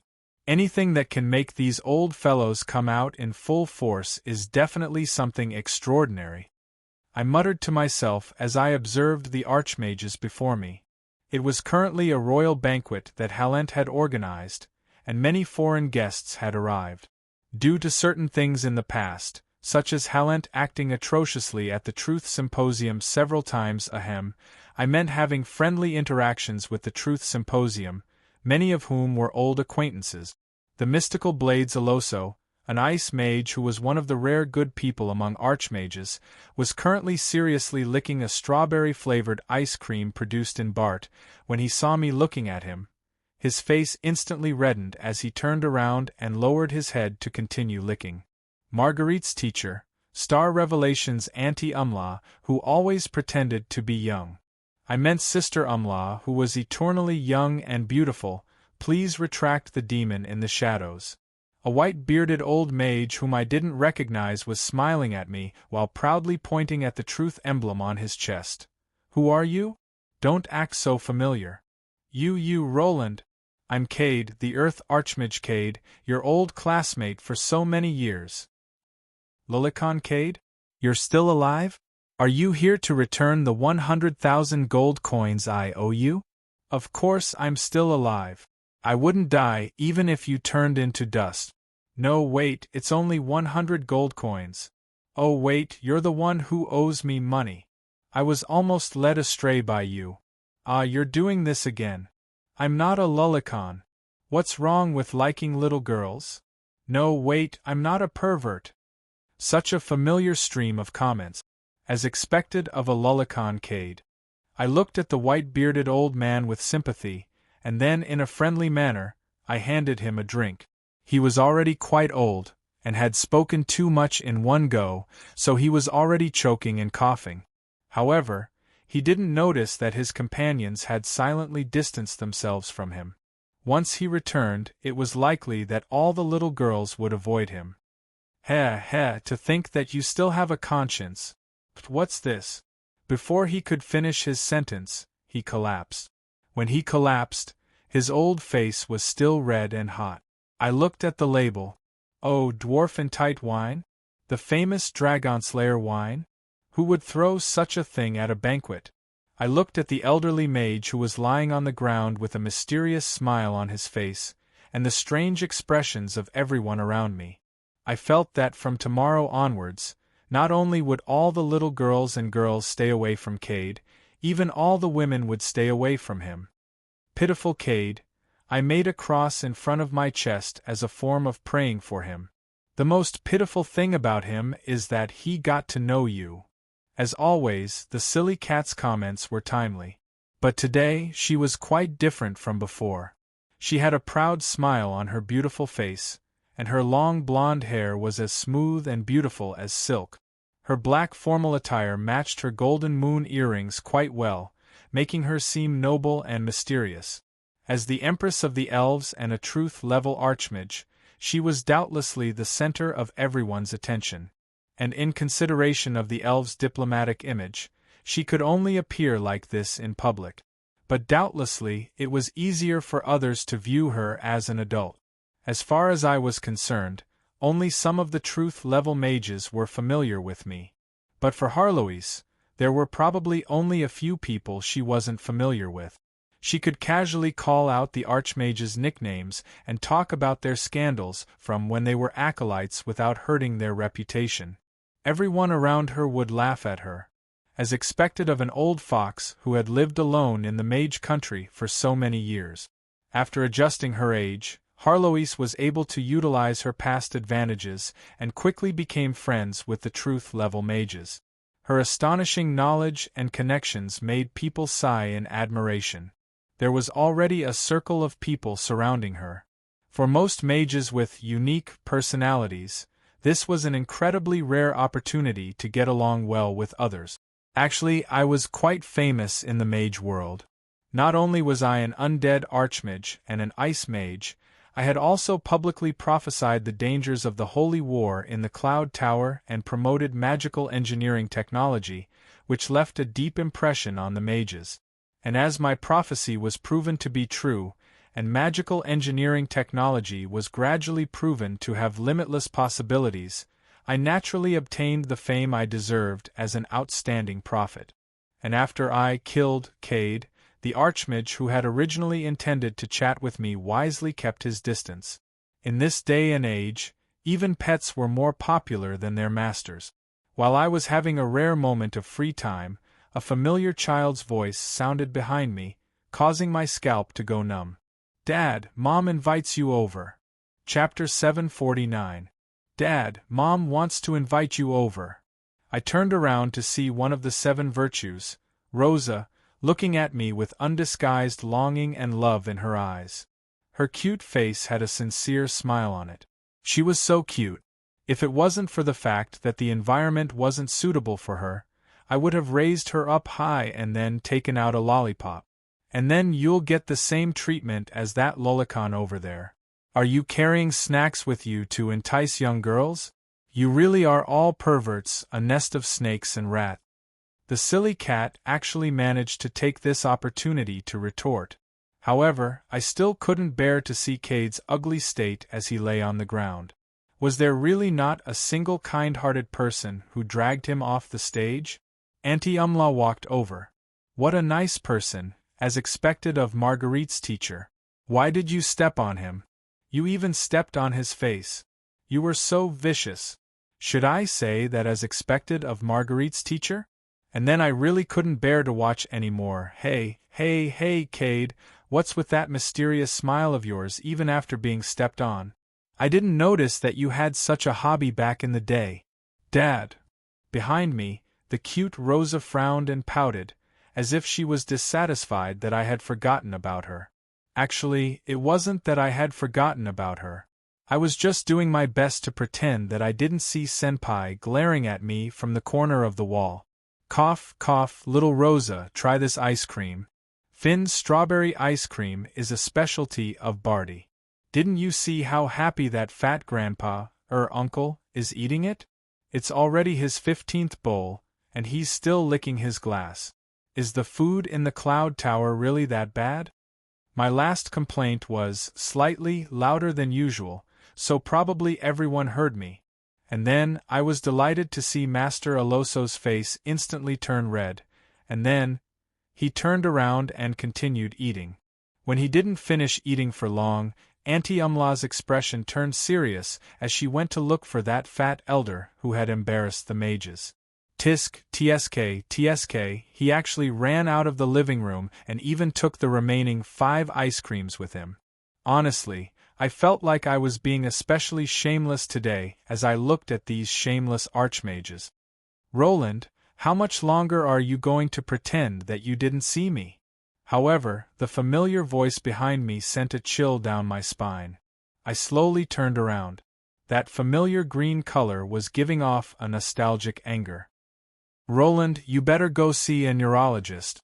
You're really becoming more and more like the one lying on the ground. Shut up, silly cat, or I'll turn you into a young girl right now. You have to get through this first. The silly cat probably didn't want to embarrass herself in front of her colleagues, so she retreated. However, this only gave me an even greater headache. He slowly turned around and put on a well-practiced social smile. He scratched his head and squeezed out a sentence. Senior sister, you're really beautiful today. It wasn't a bad idea to praise a well-dressed woman first. Furthermore, I wasn't lying. Unlike her usual plain attire, the senior sister was wearing a light purple silk dress today. There were mysterious facial lines on her pretty face, making her look dignified and mysterious. Her green hair, which was originally slightly curly, was straightened to her waist. Unlike the other noblewomen attending this banquet, Amelia didn't wear any precious metal jewelry on her body. However, the fresh flowers on her head, the green vines on her arms, and the grass garlands on her bare feet were all mystical jewelry that had a natural artistic style.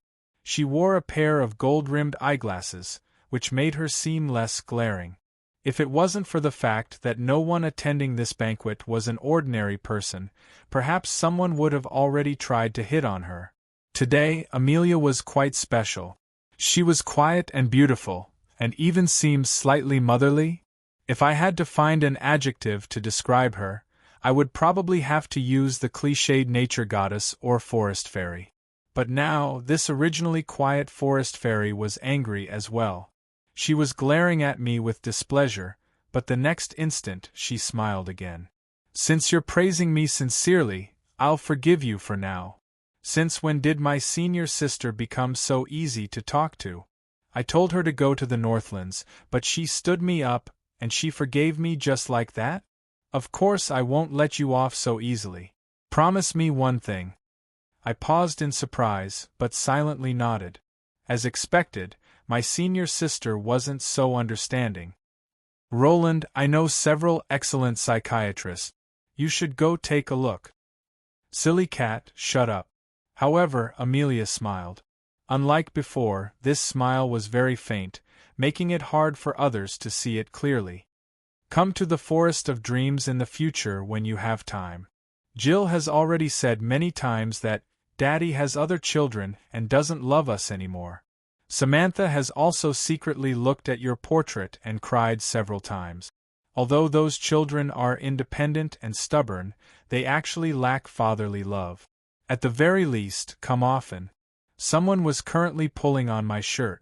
I looked down to see Rose's pitiful expression as she tried to hold back her tears. I'll cry for you if you don't agree.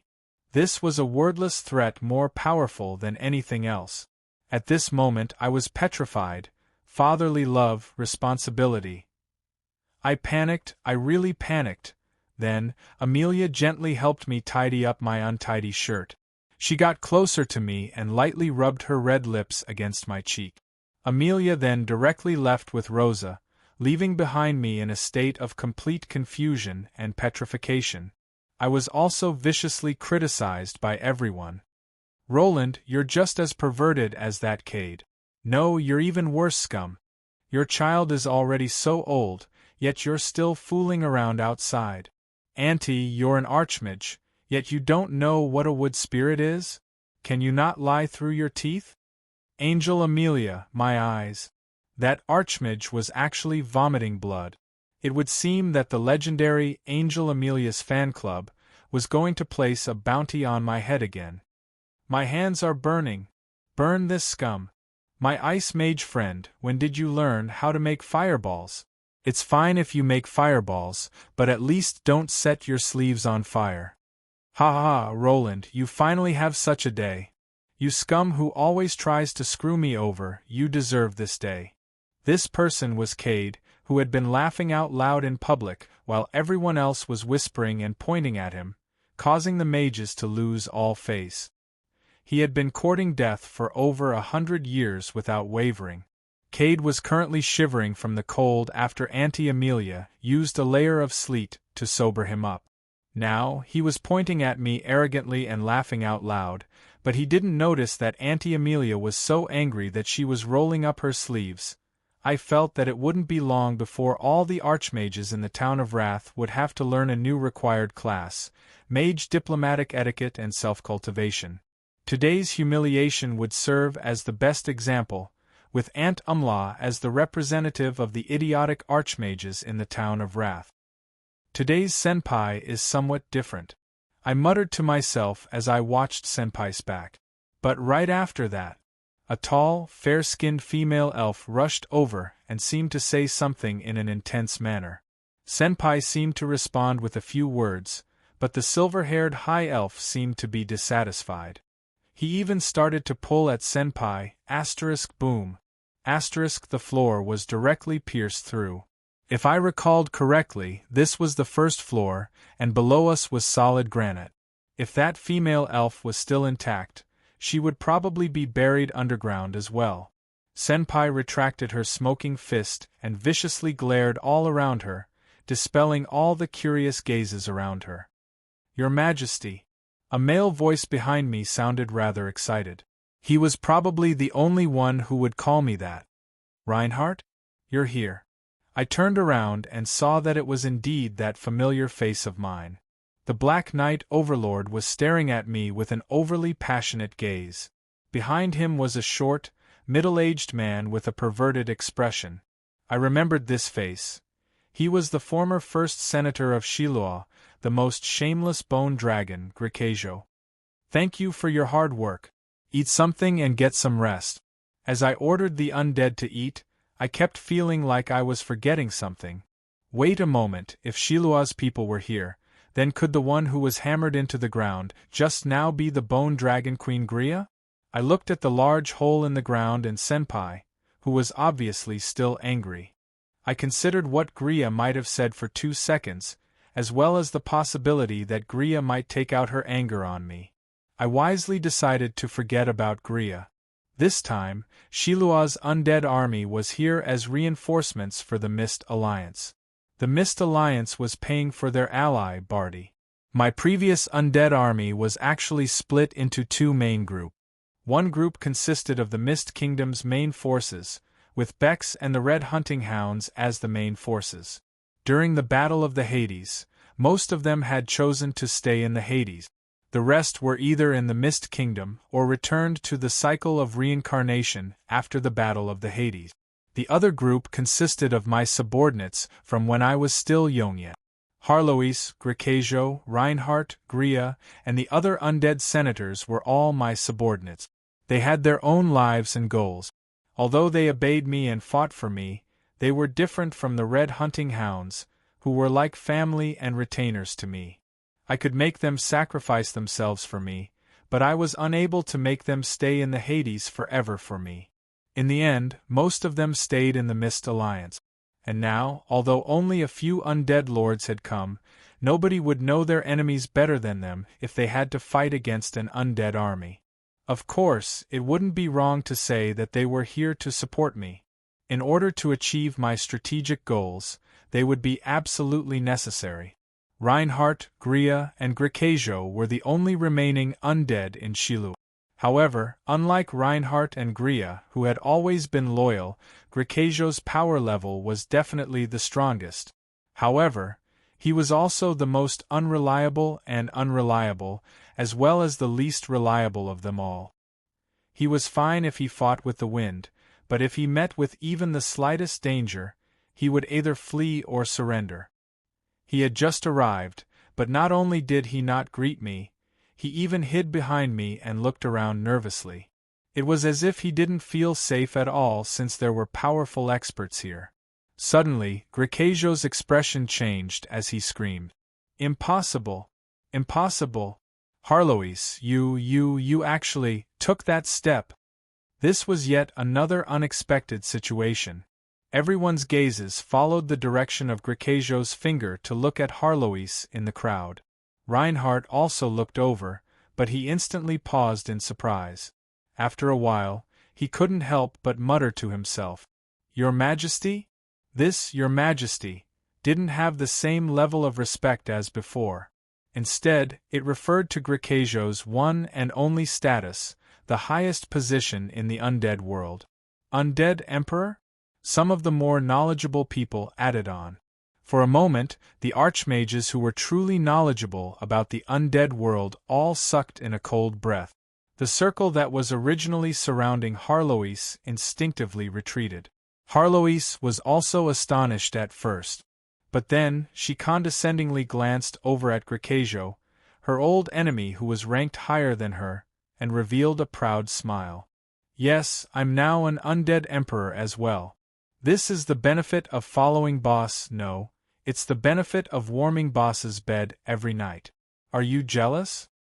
Harlois, I know that you're quite proud of showing off in front of your old enemy, but what did you mean by that last sentence? Why did you say that to Upanishad? Ah, she's glaring at me. You silly cat, you're trying to murder me." Chapter 750. What was an undead emperor? There was probably no need to explain just how difficult and inconceivable it was for an undead emperor to appear, nor would there be any need to explain what undead emperors represented. All of us level 4 individuals had teamed up together in order to kill 2 undead emperors. Although it seemed rather foolish to categorize powerful individuals into levels, the undead emperors were probably the most difficult to categorize. It was impossible to estimate how dangerous an undead emperor was. His Majesty was the title that the intelligent undead revered towards the undead lord who had ascended to the throne.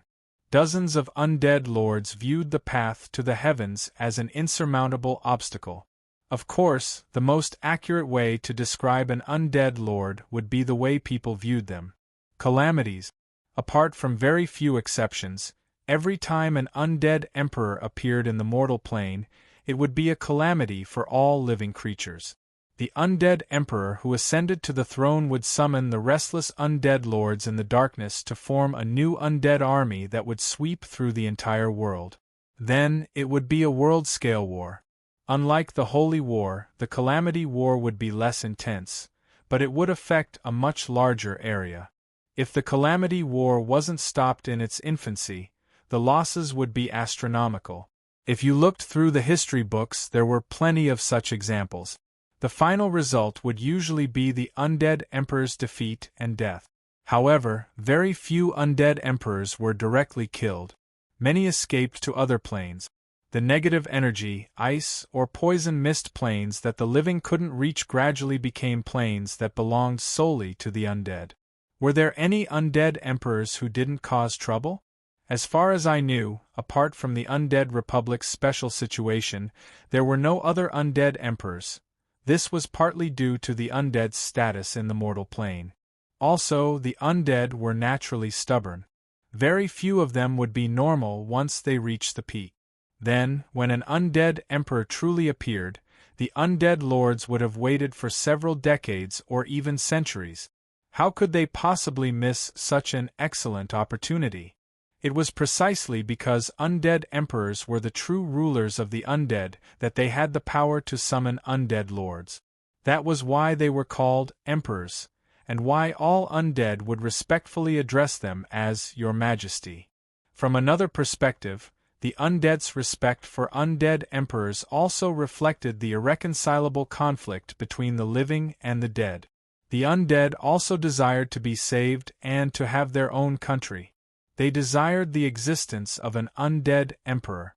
It was only when the undead emperors appeared that they began leading the undead against the order gods and the chaos evil gods to create their own country. Although undead emperors were only semi-god level existences in name, even new undead emperors would be able to easily defeat low god. Even when it wasn't a holy war, new undead emperors would have super combat strength capable of easily suppressing ordinary semi-gods. They would be demon kings that teams of undead emperors would have to challenge. Every time an undead emperor appeared, it meant that the conflict between the living and the undead had reached its climax. It was time for the undead to harvest the souls of the living. The most recent time was more than 100 years ago. They even defeated the Holy Church's allied armies and almost destroyed the world of the living. Not only that, they didn't suffer any losses even after their defeat, and they even successfully established a country of the undead. They were also one of the most powerful existences in history. I don't need to mention the specifics. A hero doesn't boast about his past achievements. Just a little bit more. Next time, I will definitely turn the entire world into a nation of the undead.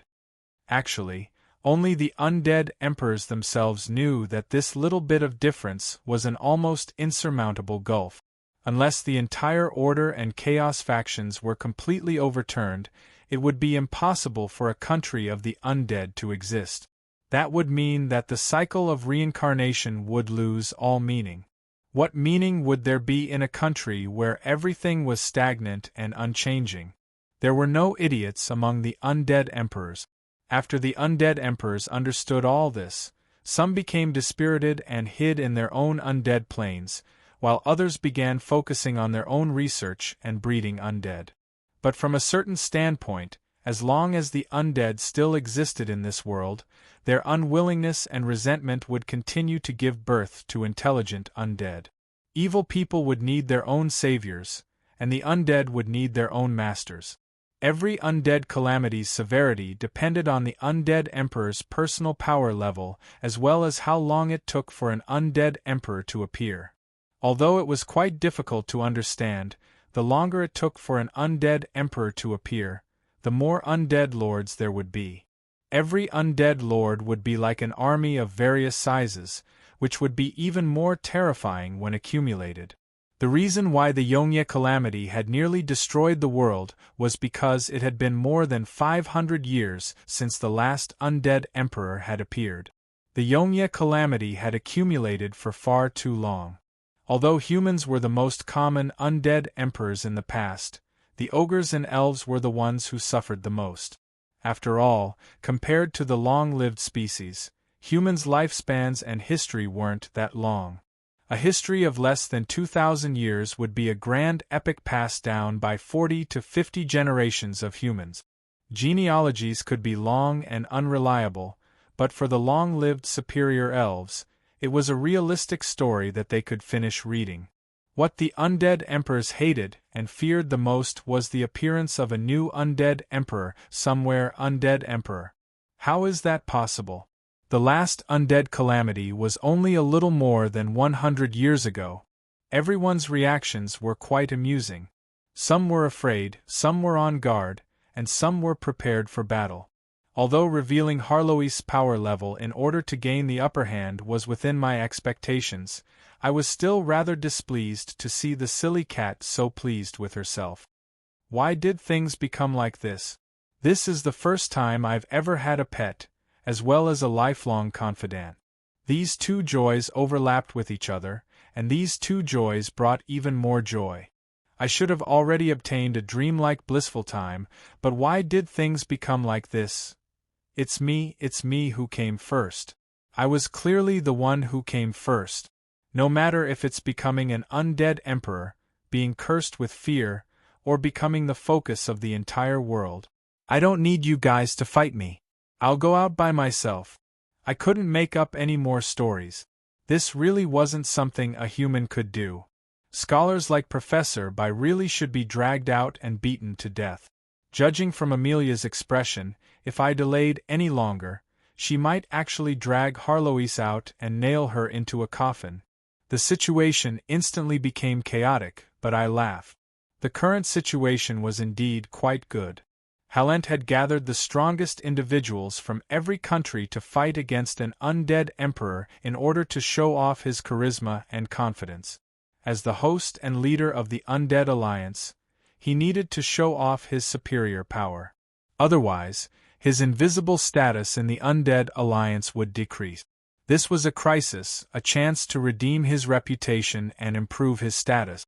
The other allied countries hadn't sent so many powerful individuals just to be bystanders. In a way, this was the first time our Undead Alliance had ever sent out such a large number of powerful individuals. The right to speak would need to be supported by power and combat achievement. The status of a major country wasn't something to be boasted about, but rather fought for. Allying together was the best way to show off one's power. Shilua's undead lords would be at an absolute disadvantage against an undead emperor on the battlefield. In fact, they might even become a weakness. However, I still wanted them to come, because this was the Mist Alliance's territory. Originally, I still hadn't understood why the mage country had sent out such an extravagant group of archmages, and Amelia had personally led the wood spirits. This was quite obvious. This was a silent and peaceful competition. During the Holy War, it was possible that we would have a large-scale allied battle at any time. The results of this first allied battle would directly affect the right to speak and command in the future. Nobody would be foolish enough to try to preserve their strength at such a time. Showing off your strength at such a time would also make it easier for you to interact with other countries in the future. That way, no one would be so shameless as to think that you were afraid of them. Even the Bardi Empire, which was currently in a state of war, had sent out troops. However, their airships were still on the way. I knew that the host, Halent, had prepared a mega ace that would be able to control the situation. However, I was also confident that no matter what Halent brought out, it wouldn't be as eye-catching as 2 undead emperors and several top-level undead lords. And this was only the first ace I had. As expected, Halent's expression became rather strange when he heard that the Mist Alliance's Elven Empress had successfully become an undead emperor. However, the next instant, he returned to his usual calm smile. 10 years was more than enough time for a pure soldier to evolve into a qualified politician. Bardi couldn't afford to lose this war by making the situation so grand. If they lost again, not only would they lose their citizens' hopes and actual benefits, it would also greatly damage Bardi's political status as a mega-empire. He's still too inexperienced.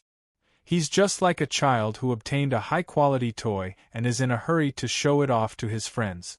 How much is face worth?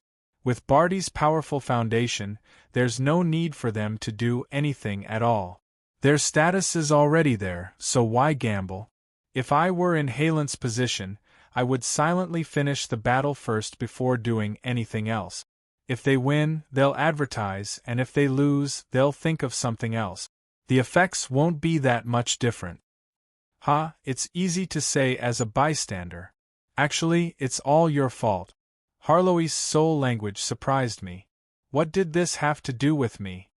Haven't you ever thought about how much pressure the Mist Alliance and your improvements have put on Halent? Back in the day, Barty was the leader, and the Mist Alliance was just a small country in a remote region. What is the Mist Alliance now? What is Barty? While it's nice to surpass others, it's not necessarily so for others to surpass you. As the leader of Barty and the heir to the Scorpion Empire, how could a professional like you possibly understand the heavy burden on Halent's shoulders? The silly cat's words were so reasonable that I couldn't refute her. However, I felt even more pessimistic as I looked at the number of powerful individuals before me. It felt like several decades had already passed since Barty's previous defeat. Now they were discussing the battle results and medals. Only undead emperors would know just how ridiculous an undead emperor could be. Did these undead emperors really believe that they had won? Weren't they underestimating their opponents? There were no absolutes in this world. I had seen plenty of undead emperors who believed that they would definitely win before going to war. Perhaps I should find an excuse to delay for a few more days before heading out. Don't say any more. Since you're such a jinx, I definitely won't be the first to go to the front lines. Harlow's was actually so confident in me? Cough, I meant that she wasn't confident at all. This time I was clearly quite confident. Confident that something unexpected will definitely happen? Alright then, Harlow's had guessed correctly yet again. Now, what excuse should I find to delay? Chapter 751. Barty, the Mist Alliance, the Ottoman Empire, and the Mage Country. This was the first time that the four mega-empire factions were working together. This would doubtlessly attract a lot of attention. From a certain standpoint, this was already the second strongest faction in the mortal plane. Their every action would naturally attract countless gazes. Yep, they were still the second strongest faction. As long as the Holy Church didn't fail and the God of Holy Light didn't suddenly die, no one would be the strongest. In the hallways of the banquet hall, fairies were running around with cameras in their hands. Passers-by had to be careful to avoid these paparazzi from a mystical world. If they accidentally offended them, they would probably suffer worse than offending the king. The king would probably only be able to send you to prison, but these fairies were everywhere 24/7 and could easily destroy your reputation. The most famous, and also the most ridiculous, was probably an unlucky noble. A certain San Antonio count was reported to have willfully slaughtered his own citizens.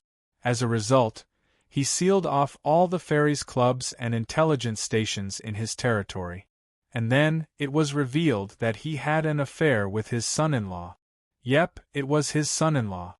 That's right, in that country's noble circles, being gay was a fashion. And this was only the beginning.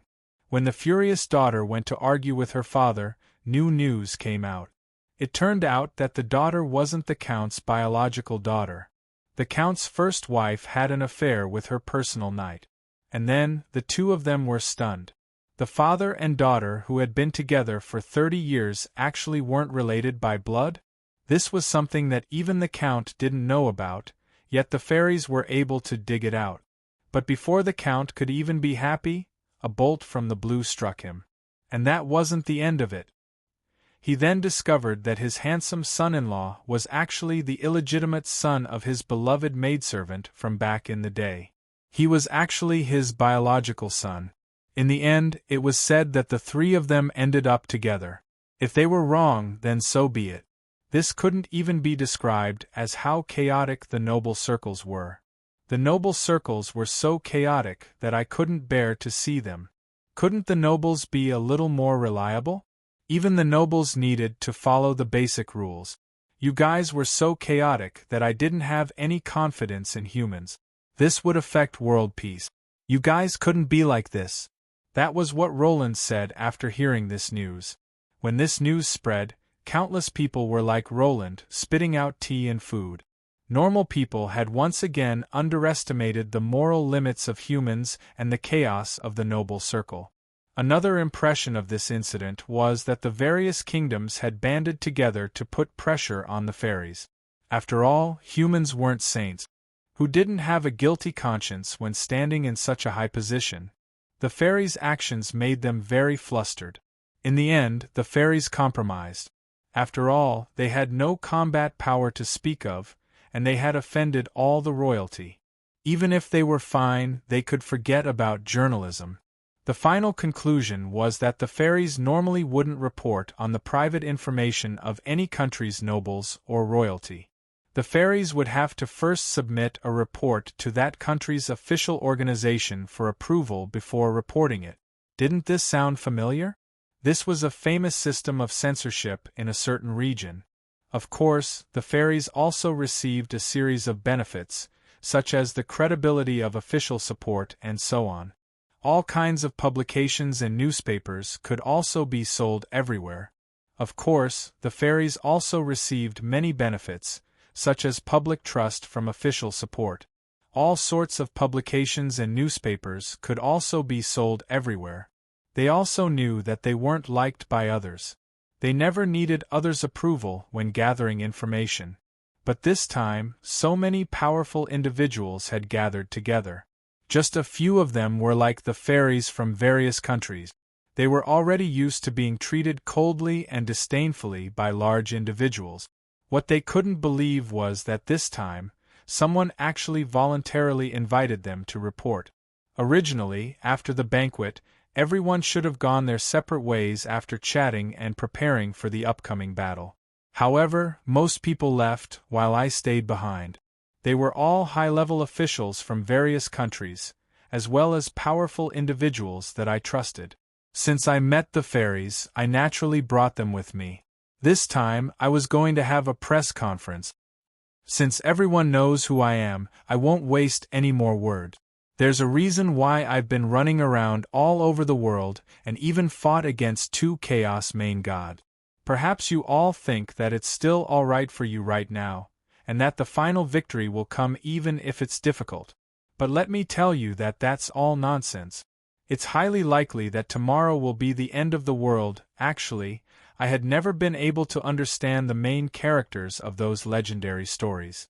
Even though they had worked so hard and gone through so many life and death trials to finally expose the Chaos main god's scheme to destroy the world, they still decided to challenge the Chaos main god by themselves and use their lives to stop the Chaos main god's scheme from succeeding.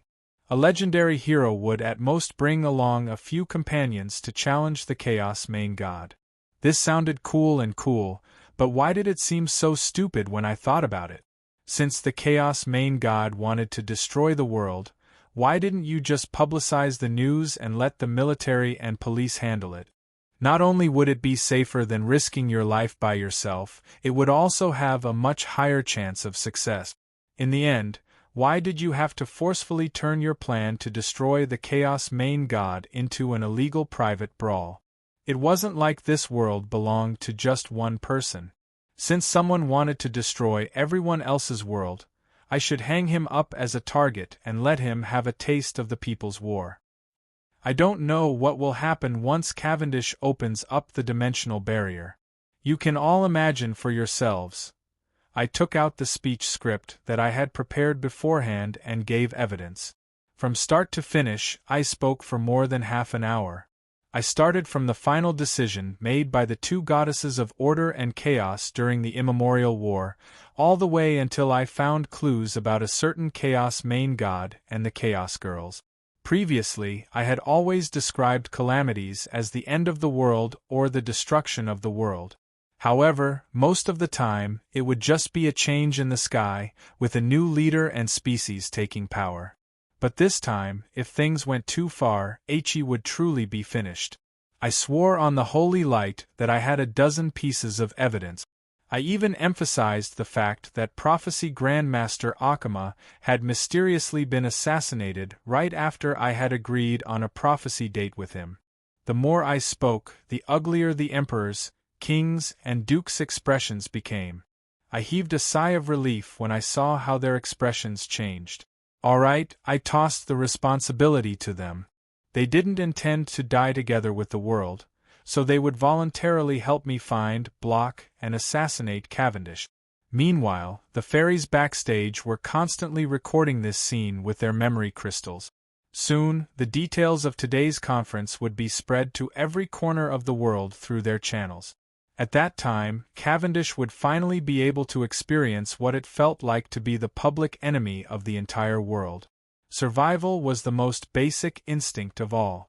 Anyone who was sane and wanted to survive would find it difficult to agree with Cavendish's way of thinking.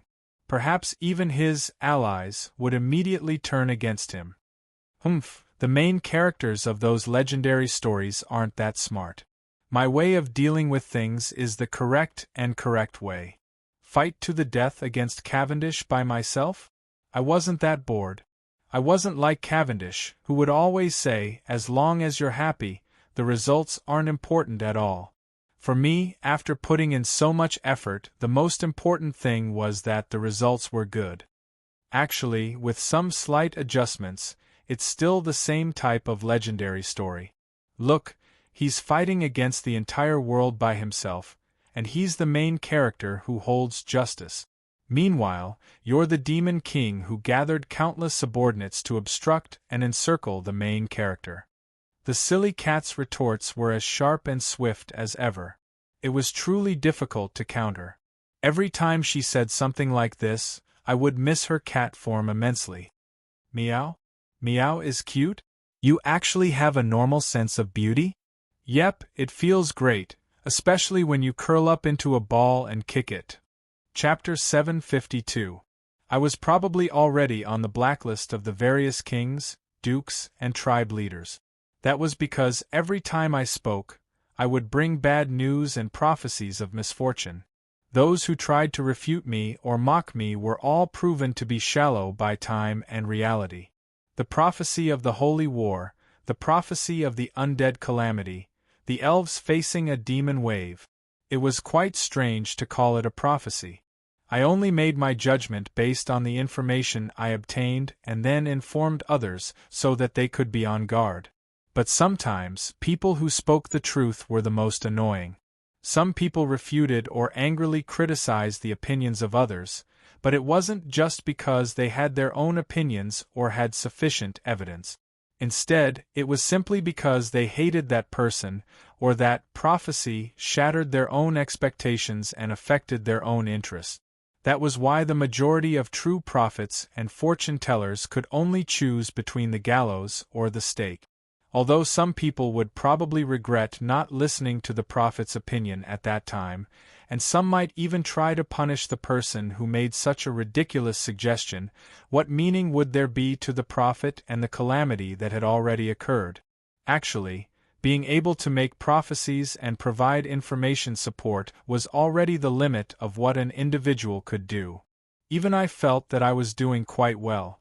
You couldn't expect me to fight to the death against a country or even a world-class calamity by myself. Gathering information and planting seeds was normal. Revealing information when necessary, deceiving or inducing others to develop the situation in the direction I wanted was also normal. From a certain standpoint, I was fortunate. Although Emperor Yongye had a terrible reputation, the prophecy of an infamous demon king would always carry more weight than the prophecy of a nameless prophet. My numerous prophecies had been ominous. At first, I didn't believe them, but then I became doubtful. Now I was that damned crow's mouth, and let's hear who's the unlucky one this time. My hard work wasn't in vain. Perhaps it was only the seemingly unimportant information support. Only I, who knew the game's history, knew how much had changed. The early warning of the Holy War and the spying from the Chaos Abyss stopped the human countries from making trouble. The catastrophic human civil war in the game's history didn't occur. Due to a combination of factors and my guidance, the underground world's invasion was stopped right at the beginning. The entire Order faction didn't suffer too many casualties before the Holy War, which was much better than the game's history. As the Holy War progressed, more and more powerful enemies would appear, and the future would be impossible to see. All the leaders of the various countries would remember my previous prophecy. Maybe they still won't like me, but at least they will listen to what I have to say. The leaders of Bardi, the Mist Alliance, the Ottoman Empire, the Wood Spirits, the Mage Country, and so on had all signed this joint declaration. Cavendish and his companions had become public enemies of the entire world. Benefits would lead to strife, and strife was also for benefit. What benefits did Cavendish have? He wanted to open the dimensional door. In that case, the sealed cycle of reincarnation and the holy war would become meaningless. The future of all life would become unknown. This sounded quite good, but the premise was that in the ancient era, He had almost been destroyed by foreign invaders. Most propaganda and fairy tales would never mention what was outside. If it was mentioned, it would involve the dangerous dimensional invaders that attempted to destroy the world. However, as a spellcaster, reason and knowledge were the most fundamental weapons. It was meaningless to oppose for the sake of opposing. We can assume there's something out there. The most likely scenario would be the same as the ancient god wars, where a group of hungry beasts were waiting for delicious food. In that case, the entire mortal plane would suffer a calamity. If we could survive it, He's sealed natural cycle would be broken, and our world would be filled with the existence of multiple universes. This would be a good thing for the entire world of He. The sealed path of evolution would be reopened, and technology, magic, and civilization would all develop explosively. If we couldn't survive it, actually, just like in the Chaos Abyss, where demons had invaded the mortal plane, there would probably still be some original inhabitants that would survive. However, it was unknown what would happen to the mortal plane, whether they would become slaves or food. But no matter if we could survive it or not, the powerless ordinary humans would likely suffer tremendous losses. Since the mortal plane had entered a natural cycle where the strong preyed on the weak, it was necessary to be prepared to be eliminated. I didn't know how many people would die in the mortal plane, but the ones who would die first and the most would definitely be the ones who didn't have the power or status to protect themselves. Of course, it was also possible that the hungry beasts had already left, and there was nothing outside. That would be the equivalent of opening the door for nothing, and Cavendish would have done all this for nothing. The dimensional walls were jointly sealed by the two goddesses of order and chaos. Theoretically speaking, it would be impossible for the creatures of this world to leave. Don't ask me how Roland managed to leave, as he had done so many times in the past, far beyond the realm of theory. However, my unreliable cheat told me that the mortal plane had been sealed in order to guard against the outside world. It would still be possible to leave, but it would be impossible to enter again. If Cavendish had any information that could explain the situation outside, he would have shown it to me long ago in an attempt to convince me otherwise. I couldn't understand how Cavendish's noble goal would be able to benefit his companions in this situation. Yes, I was only referring to his allies and companions. I could understand Cavendish's goal, as his will would be unshakable. But what could he possibly give his subordinates and allies? A ticket to travel to the end of the world? In my opinion, it would be a ticket to the end of the world. A higher status and more money? Since the entire world could be destroyed, these things like status and money would become meaningless. More power? This would be somewhat meaningful, but didn't most people pursue power in order to have a better life? Besides, would the power given to them by a chaos main god be able to help them survive the Armageddon? What meaning would power have if they didn't have it? I couldn't understand what Cavendish could possibly promise others. No matter what kind of alliance it was, the most important thing would be mutual benefit. But if an ally's benefits became murdering others, then this alliance would naturally become meaningless. It could be said that ever since Cavendish revealed and announced his goal, he had become the entire world's enemy. Ever since he learned of his goal, all of his allies had already betrayed him. Sophocles the Deceiver was carefully creating a fatal trap to kill him. His subordinates were probably also wavering. Apart from a pure lunatic, I couldn't understand why anyone else would continue to follow him. and since I was trying to make my position unclear, I had to stand against Roland, even if I had to kill my own kin. Is it worth it? Even if the entire world becomes his enemy, even if the entire world is destroyed, he still has to accomplish his goal? By the time we finished the meeting, everyone had grim expressions. It would seem that they now understood how dangerous Cavendish was. When I mentioned that I needed a fortune-teller to help me find Roland, the Truth Symposium leaders instantly agreed. Not only would they send out the best fortune-tellers and prophets, but they would also use the Mage Country's God Equipment Reserves and the Cloud Tower's Mana Ocean to uncover Cavendish and his scheme at all costs. The fairies immediately agreed that tomorrow, next week, and even next month, all the headlines would be about this news. The entire world would learn of Cavendish's evil deeds. Halent promised that the dragons would pay close attention to this matter and pursue it to the end. Of course, there was something even more tangible.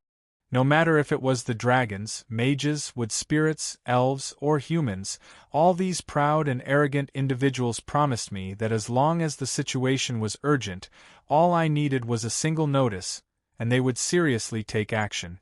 That didn't sound like much? This was completely different from the usual battles where one would simply be a bystander on the battlefield. This was a battle where one would have to risk their lives.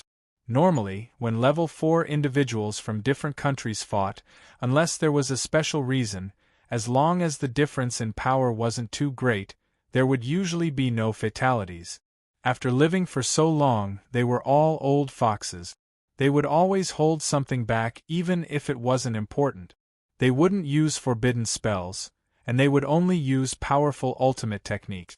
They would fight until their mana reserves reached more than half, and they would use up more than half of their items.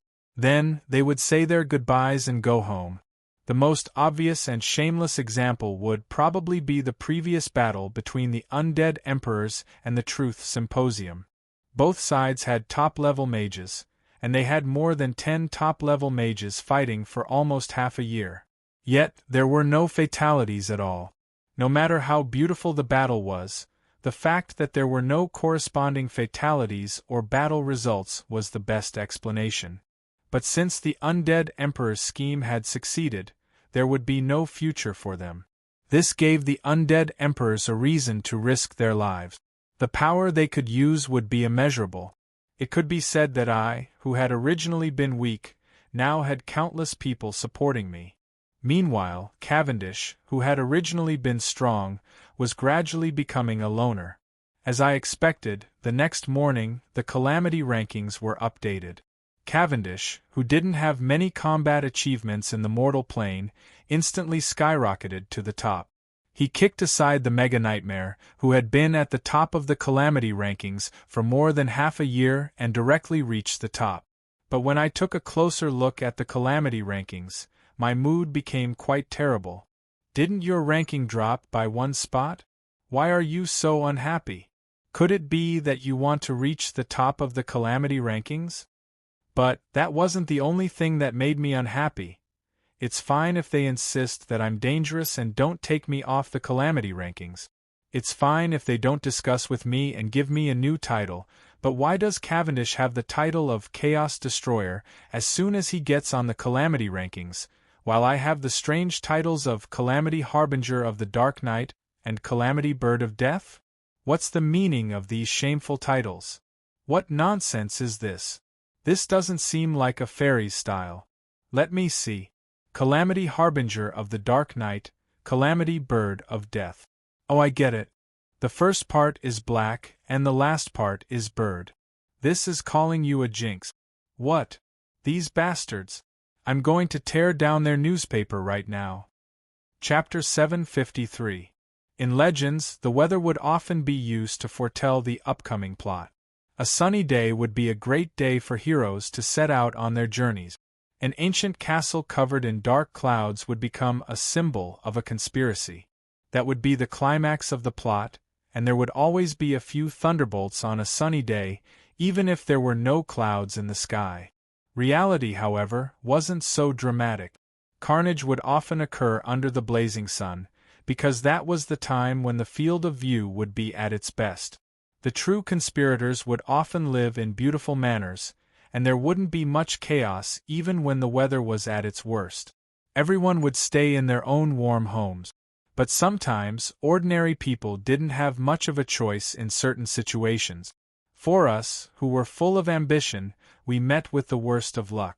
There would always be a lot of rain at the intersection of spring and summer. Barty's rainy season was about to begin, and we were heading to the place where Dragon Knight Emperor Halent had made his fortune, the Rainy Night Fortress. Dark clouds shrouded the sky above us. The sudden gale and torrential rain not only obstructed our advance, but also obscured our vision. It had already been a week since we left the Barty capital.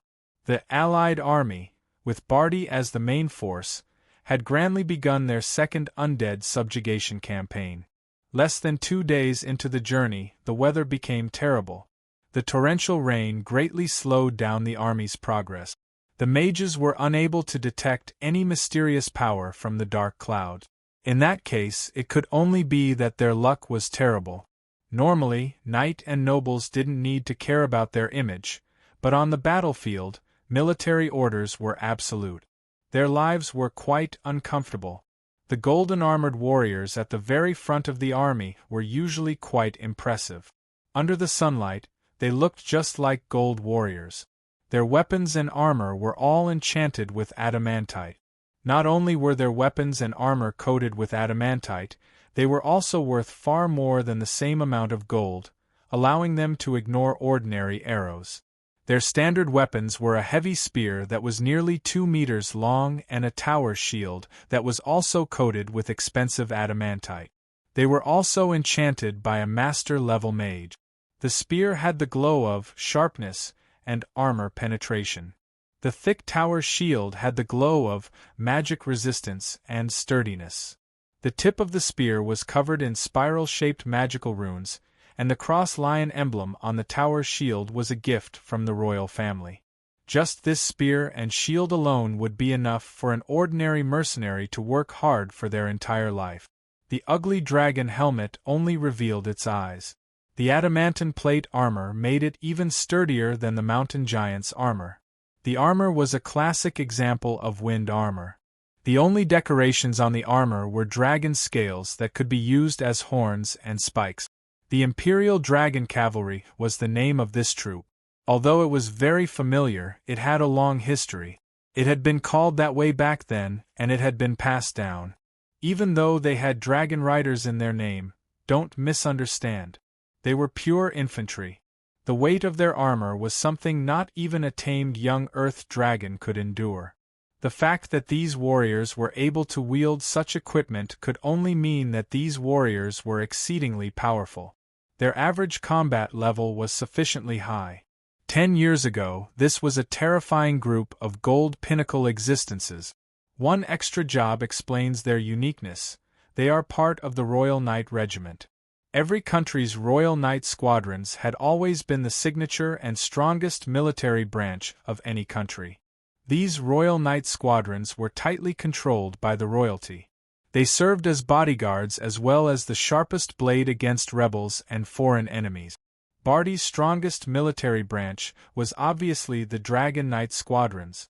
However, the Royal Dragon Knight squadrons of 13,000 wouldn't even fear a Dragon Knight squadron at all. Why was it one of the strongest? Unlike the Ottoman Empire, which was still in the process of creating its own new Royal Knight squadrons, and unlike the Mist Kingdom, which used a mix of random troops to act as the face of the royal family, the ancient Barty Empire had plenty of resources. The Dragon King's shield, Barty's wings, and Milan's whip, the 3 major Royal Knight squadrons, were at the peak of the human world in terms of history, power, and even individual power. Yep, that was only in the human world. After all, the Barty Empire had the Dragon Knight squadrons. It would be unfair to compare dragons' average combat strength to mortals. However, the Dragon Knight squadrons were the strongest of the 3 major Royal Knight squadrons, the Barty's wings. Being able to stand on equal footing with the Dragon Knight squadrons, and the fact that the prideful dragons didn't provoke the Dragon Knight squadrons out of displeasure was already proof of the other two Royal Knight squadrons' confidence. Humans' advantage lay in the balance between quantity and quality, in other words, the so-called mass production of troops. Elven archers and mages usually had vastly different abilities. With enough time, they all had their own specialties. Being able to fight on their own was their specialty. Meanwhile, human warriors would only have several years or even several decades of training. However, as long as they followed the path that had been repeatedly proven by their predecessors, their growth rate would be several times faster than that of other species. Although human warriors would be free-range compared to other species warriors, their abilities would be rather simple. However, with special equipment that made up for their weaknesses and increased their advantages, they wouldn't be much weaker than other species' 100-year-old warriors on the battlefield. At the very least, even the dwarves' most elite 100-year-old braided warriors wouldn't dare to charge head-on against the Bardi Empire's Royal Dragon Knights. The Royal Dragon Knights had excellent defense and attack power, as well as elite warriors that were 1 in 10,000. This made these sluggish heavy tanks invulnerable and bloodthirsty meat grinders the moment they got close to them. Custom-made martial techniques and cultivation paths, custom-made, superior equipment, and the tactics that were exchanged for experience and lessons were the reason why humans were able to mass-produce powerful troops. Perhaps using the term, mass production, to describe this might be belittling, but using the term, inheritance would be the same. The refinement and purification of armor technology, the enchantment of magic alchemy, and the accumulation of countless processes, technologies, and industries resulted in the royal armor, the silver horse armor, and the windchaser javelins. The inheritance of martial arts and combat tactics was even more direct and obvious. Teachers would teach their disciples, and it would be passed down from generation to generation. The seniors of the Knight Squadron would record their combat experience, their proud martial arts, and their understanding of using weapons. Those that were worth promoting would be widely spread. Then, the younger generation would use the seniors' ultimate skills as a foundation to learn and create new ultimate skills. As it was passed down from generation to generation, this troop type, the Knight Squadron, would naturally become stronger and stronger. The longer a Knight Squadron's history was, the more powerful the martial arts passed down would be. It wasn't that they had some ancient secret technique or ultimate skill. Rather, it was that through the tempering of time and actual combat, the originally crude martial arts would become skillful and abnormally practical. All sorts of auxiliary cultivation methods would be figured out by others, and the Bardi Empire Squadron would walk the pure path of kings. Techniques that were figured out by oneself in the deep mountains and forests might seem perfect and extravagant, but in actual combat, they would be far inferior to simple combat techniques that had been thoroughly tempered. This was what inheritance was. Learning from generation to generation, and the younger generation would step on the shoulders of the older generation to continue advancing. Naturally, they would become stronger and stronger. It was said that the Golden Royal Dragon Knight Squadron's history was as long as the Bardi Empire's. Every centurion would have the title of a knight that could be passed down. If a centurion died in the line of duty, their children could choose to inherit the centurion's noble title and position. It was possible for one set of armor to be passed down for 7 or 8 generations, having been repaired and improved by countless grandmasters. Young members of the Royal Dragon Knight Squadron would know what type of person they wanted to become. They would learn how to use a spear at 3 years old and learn how to use a shield at 5 years old. Only after many rounds of selection would they be qualified to become a Golden Dragon Knight. A spear and a shield, one for offense and one for defense. It was simple, but it was a demonstration of true martial arts. Out of all the high-level troops, the Royal Dragon Knight Squadron had the least and simplest equipment. However, as the Dragon King's shield, that protected the entire Bardi Empire and the Milan royalty, The Royal Dragon Knight Squadron was one of the top 10 human knight squadrons in both history and power. In this generation, the Royal Dragon Knight Squadron even faintly showed signs of challenging the Bardi Empire's #1 Knight Squadron, the Bardi Wings. Of course, this was the Royal Dragon Knight Squadron from 10 years ago. Out of the Bardi Empire's 3 main Royal Knight Squadrons, the Bardi Wings of the Dragon Knight Squadron was only a part of the Royal Guards in name. The Milan Whip, which consisted entirely of cavalry, had been assigned to defend the borders and invade the Bardi Empire. It was impossible for the Royal Dragon King's Shield Squadron to be sent out to defend the capital. They were the Emperor's most trustworthy trump card.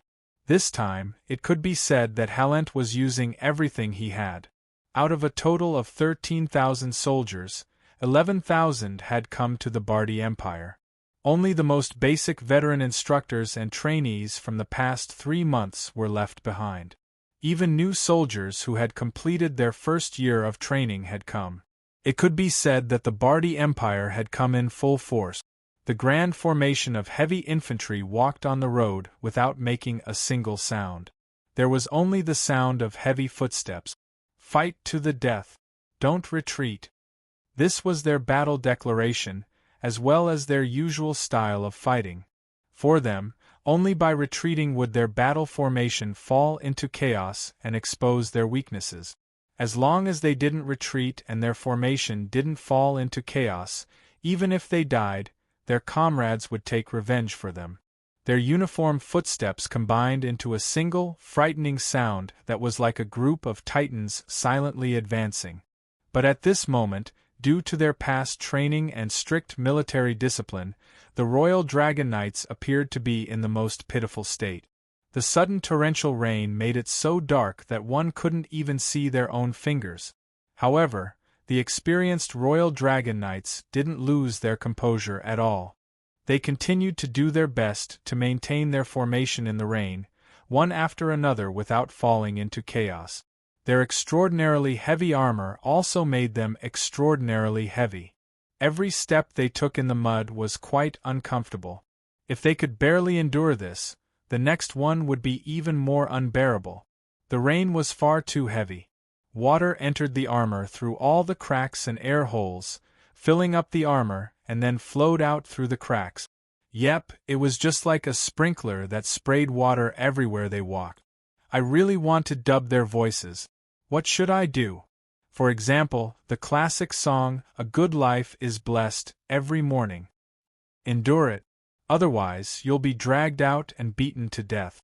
I didn't know what they were feeling right now, but I felt quite uncomfortable wearing overalls that were filled with water. My entire body was filled with metal cans, filled with water, and I still had to carry the metal cans while walking in formation. Even if I swayed, I couldn't fall over. Just thinking about it made me feel a chill.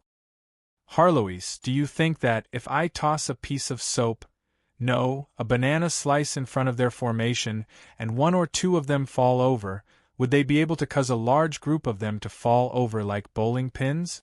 It's useless. Their boots are all enchanted with acceleration and anti-skid. But with how heavy the rain is, it's hard to say. You can really try it.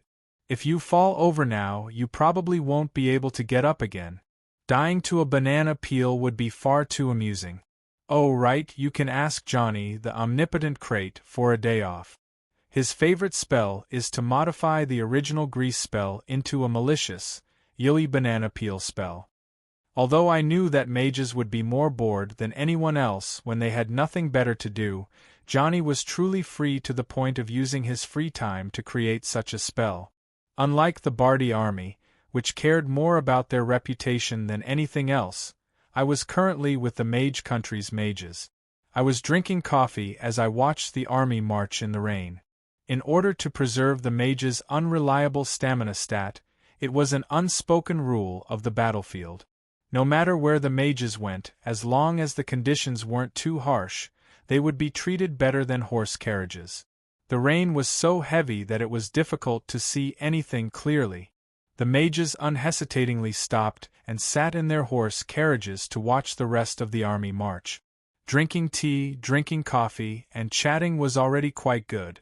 Some mages directly started playing Gwent cards, while others started experimenting with seemingly powerful spells. Some archmages who were skilled in spatial magic directly opened up teleportation portals and escaped. There were also some who summoned beasts and started performing with beasts. Although their performances were quite normal, I felt like their eyes were rather familiar. Perhaps they were another Beifong worshipper. Perhaps we should approach them from behind, drag them out, and beat them to death. Military honor? Military rules? Mages had long since gotten used to ignoring such rules. If this army only consisted of the Bardi Empire, or if it was an alliance between the Bardi Empire and the Mage Country, the Bardi Royal Dragon Knights wouldn't have been so stubborn. Everyone knew that getting soaked in the rain and exercising so much would likely result in catching a cold. But sometimes, military honor was all that mattered, especially when it came to so-called allies who were secretly competing with each other.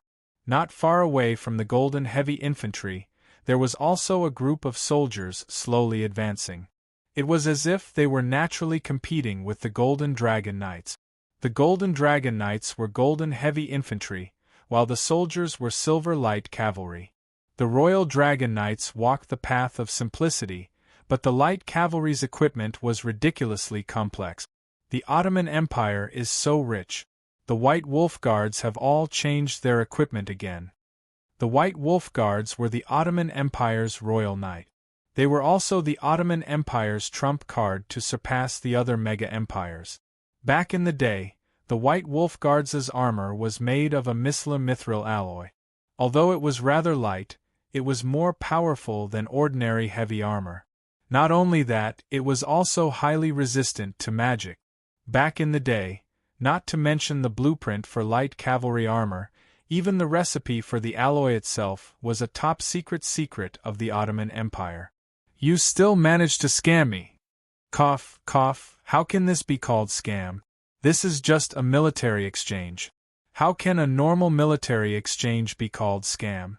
Back in the day, the White Wolf Guards' Missler explosive dragon spears, explosive javelins, and explosive swords were all incredibly high-quality alchemy equipment.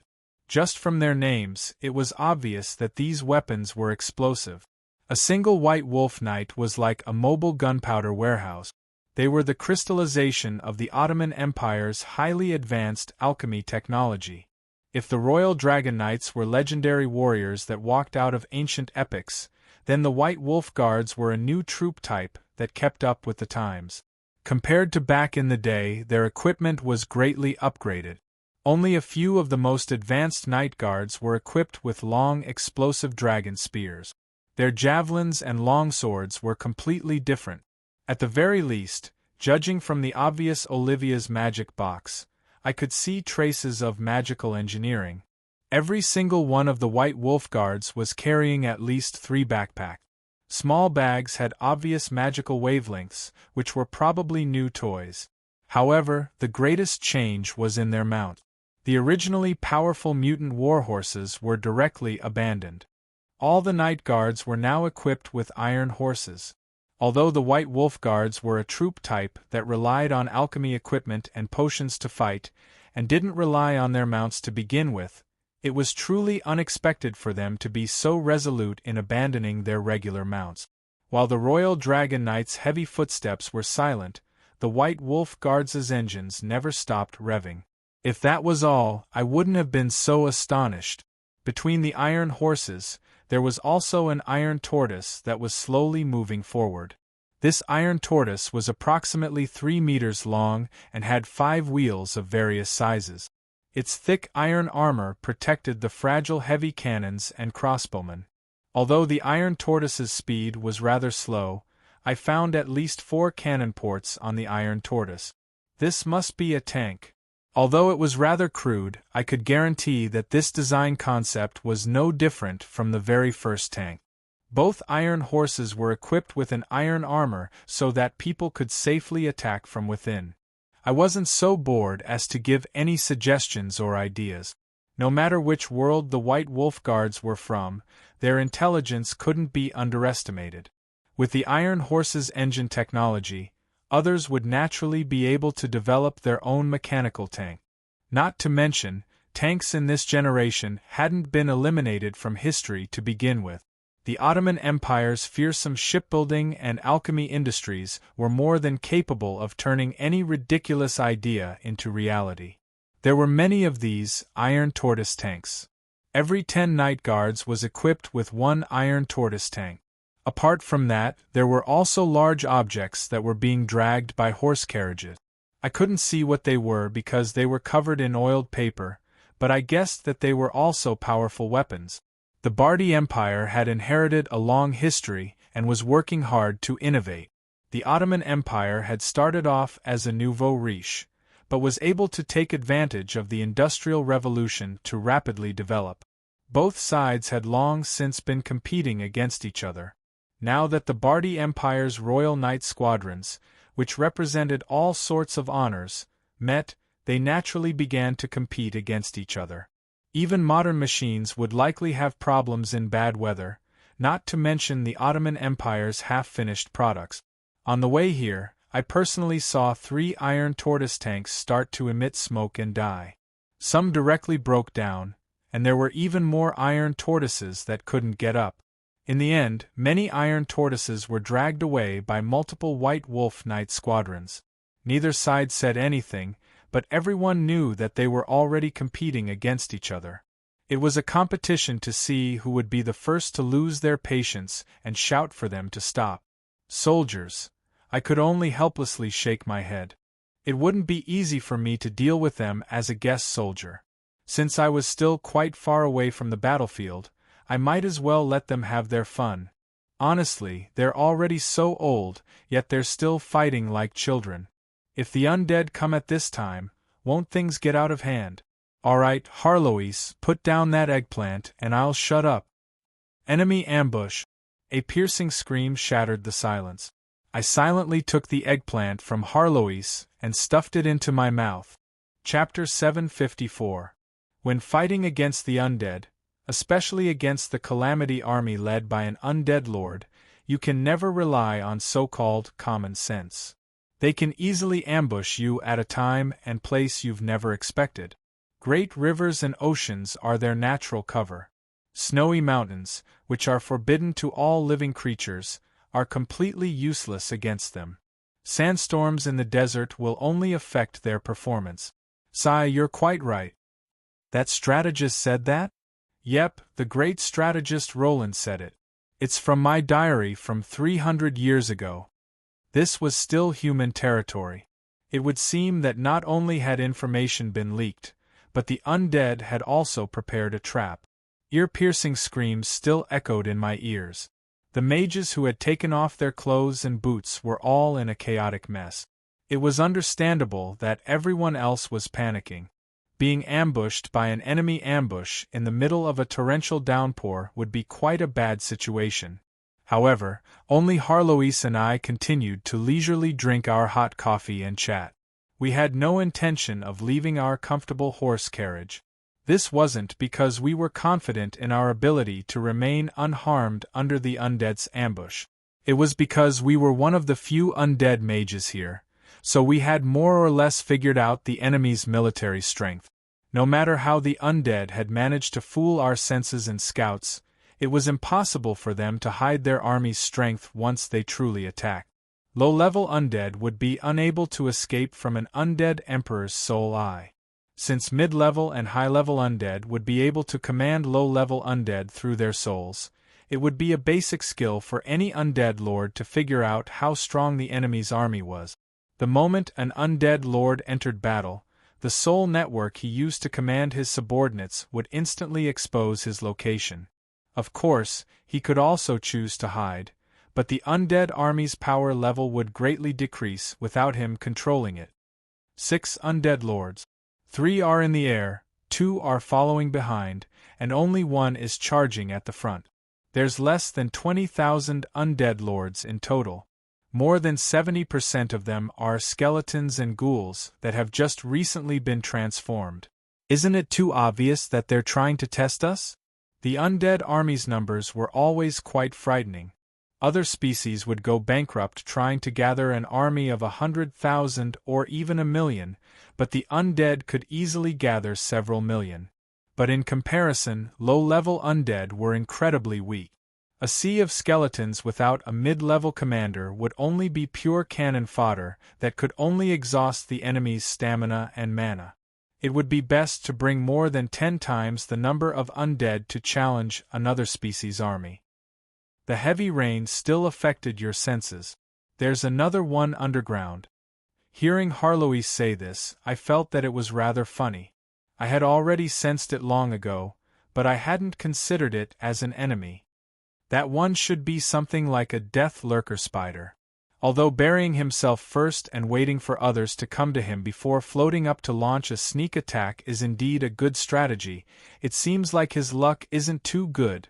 After hearing my words, Harloise continued to perceive the divine light with a skeptical look before sighing subtly. The place where the ambusher was buried wasn't far away from us. It was the place where the dragon knights had just passed by.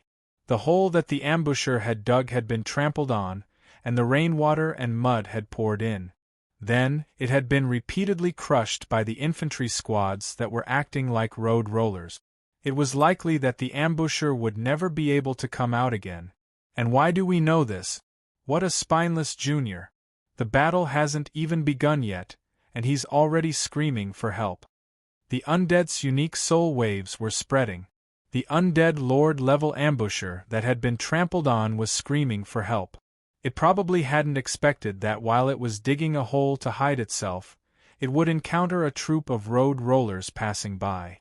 Not only that, it had to wait for its companions to surround it. It could only forcefully endure the pain as it watched the undead above its head trample on it. It was likely that its emotions were quite complex at the time. Even though we were in a state of war, our side was still rather relaxed. The rain outside was far too heavy. The sound of water droplets hitting the ground echoed throughout the city. Apart from the occasional sound of explosions, there wasn't even the sound of weapons clashing or the angry shouts of the commanders. The rain was far too heavy. Visibility was less than 50 meters, and it was difficult to hear anything clearly. At this time, it was impossible to count on the commanders. It was all up to the individual soldiers. From a certain standpoint, it was fortunate that our enemies were the undead army, which was quite easy to distinguish. Otherwise, it was quite likely that we would accidentally kill our allies. But from another standpoint, if our enemies weren't the undead, they wouldn't have chosen this time to attack us. Our ears and eyes were blocked, and our command system was crippled. No matter how organized the undead army was, they could only fight on their own. Meanwhile, most undead didn't even use their 5 senses to sense the world. Their command system was based on the soul language, so they wouldn't be affected by the rain at all. I could sense that the Royal Dragon Knights on the front lines were already fighting against the undead army. However, the rain blocked all senses. Unless we went closer to investigate the situation, we could only passively wait for the result. The soundless battle was currently going on. The archmages in our luxurious carriage all exchanged glances. In the end, they all sat down. Not a single one of them intended to go out by themselves to save the undead. The heavy rain would also be troublesome for mages. It was possible for them to make mistakes in casting spells and casting spells. But the worst part would be that their senses would be greatly reduced. Since they were ambushed, the danger level would skyrocket. Worrying that the heavy rain would give the assassins an opportunity to take advantage of was one thing. The main reason was that they didn't want to volunteer to work for Emperor Bardi and risk their lives.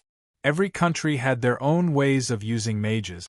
However, in normal situations, mages wouldn't be in charge of military affairs. Even if they were in charge of troops, they would have a full-time military officer assigned to them. Only when they needed the assistance of magic power would they request the assistance of an archmage. This was a clear indication of the difference in power between the two sides. Not only that, the mage country and I were both guest armies. Attacking first without the host's permission would be a violation of the unwritten rules of alliance warfare. Right now, it was likely that the Bardi Empire would have to personally send someone to ask the Mage Country's archmages to help out.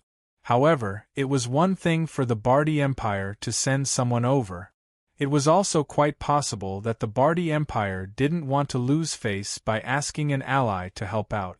The chaotic battle outside was still going on. I was still doing my best to sense the situation outside. The mages continued playing around and doing whatever they were doing.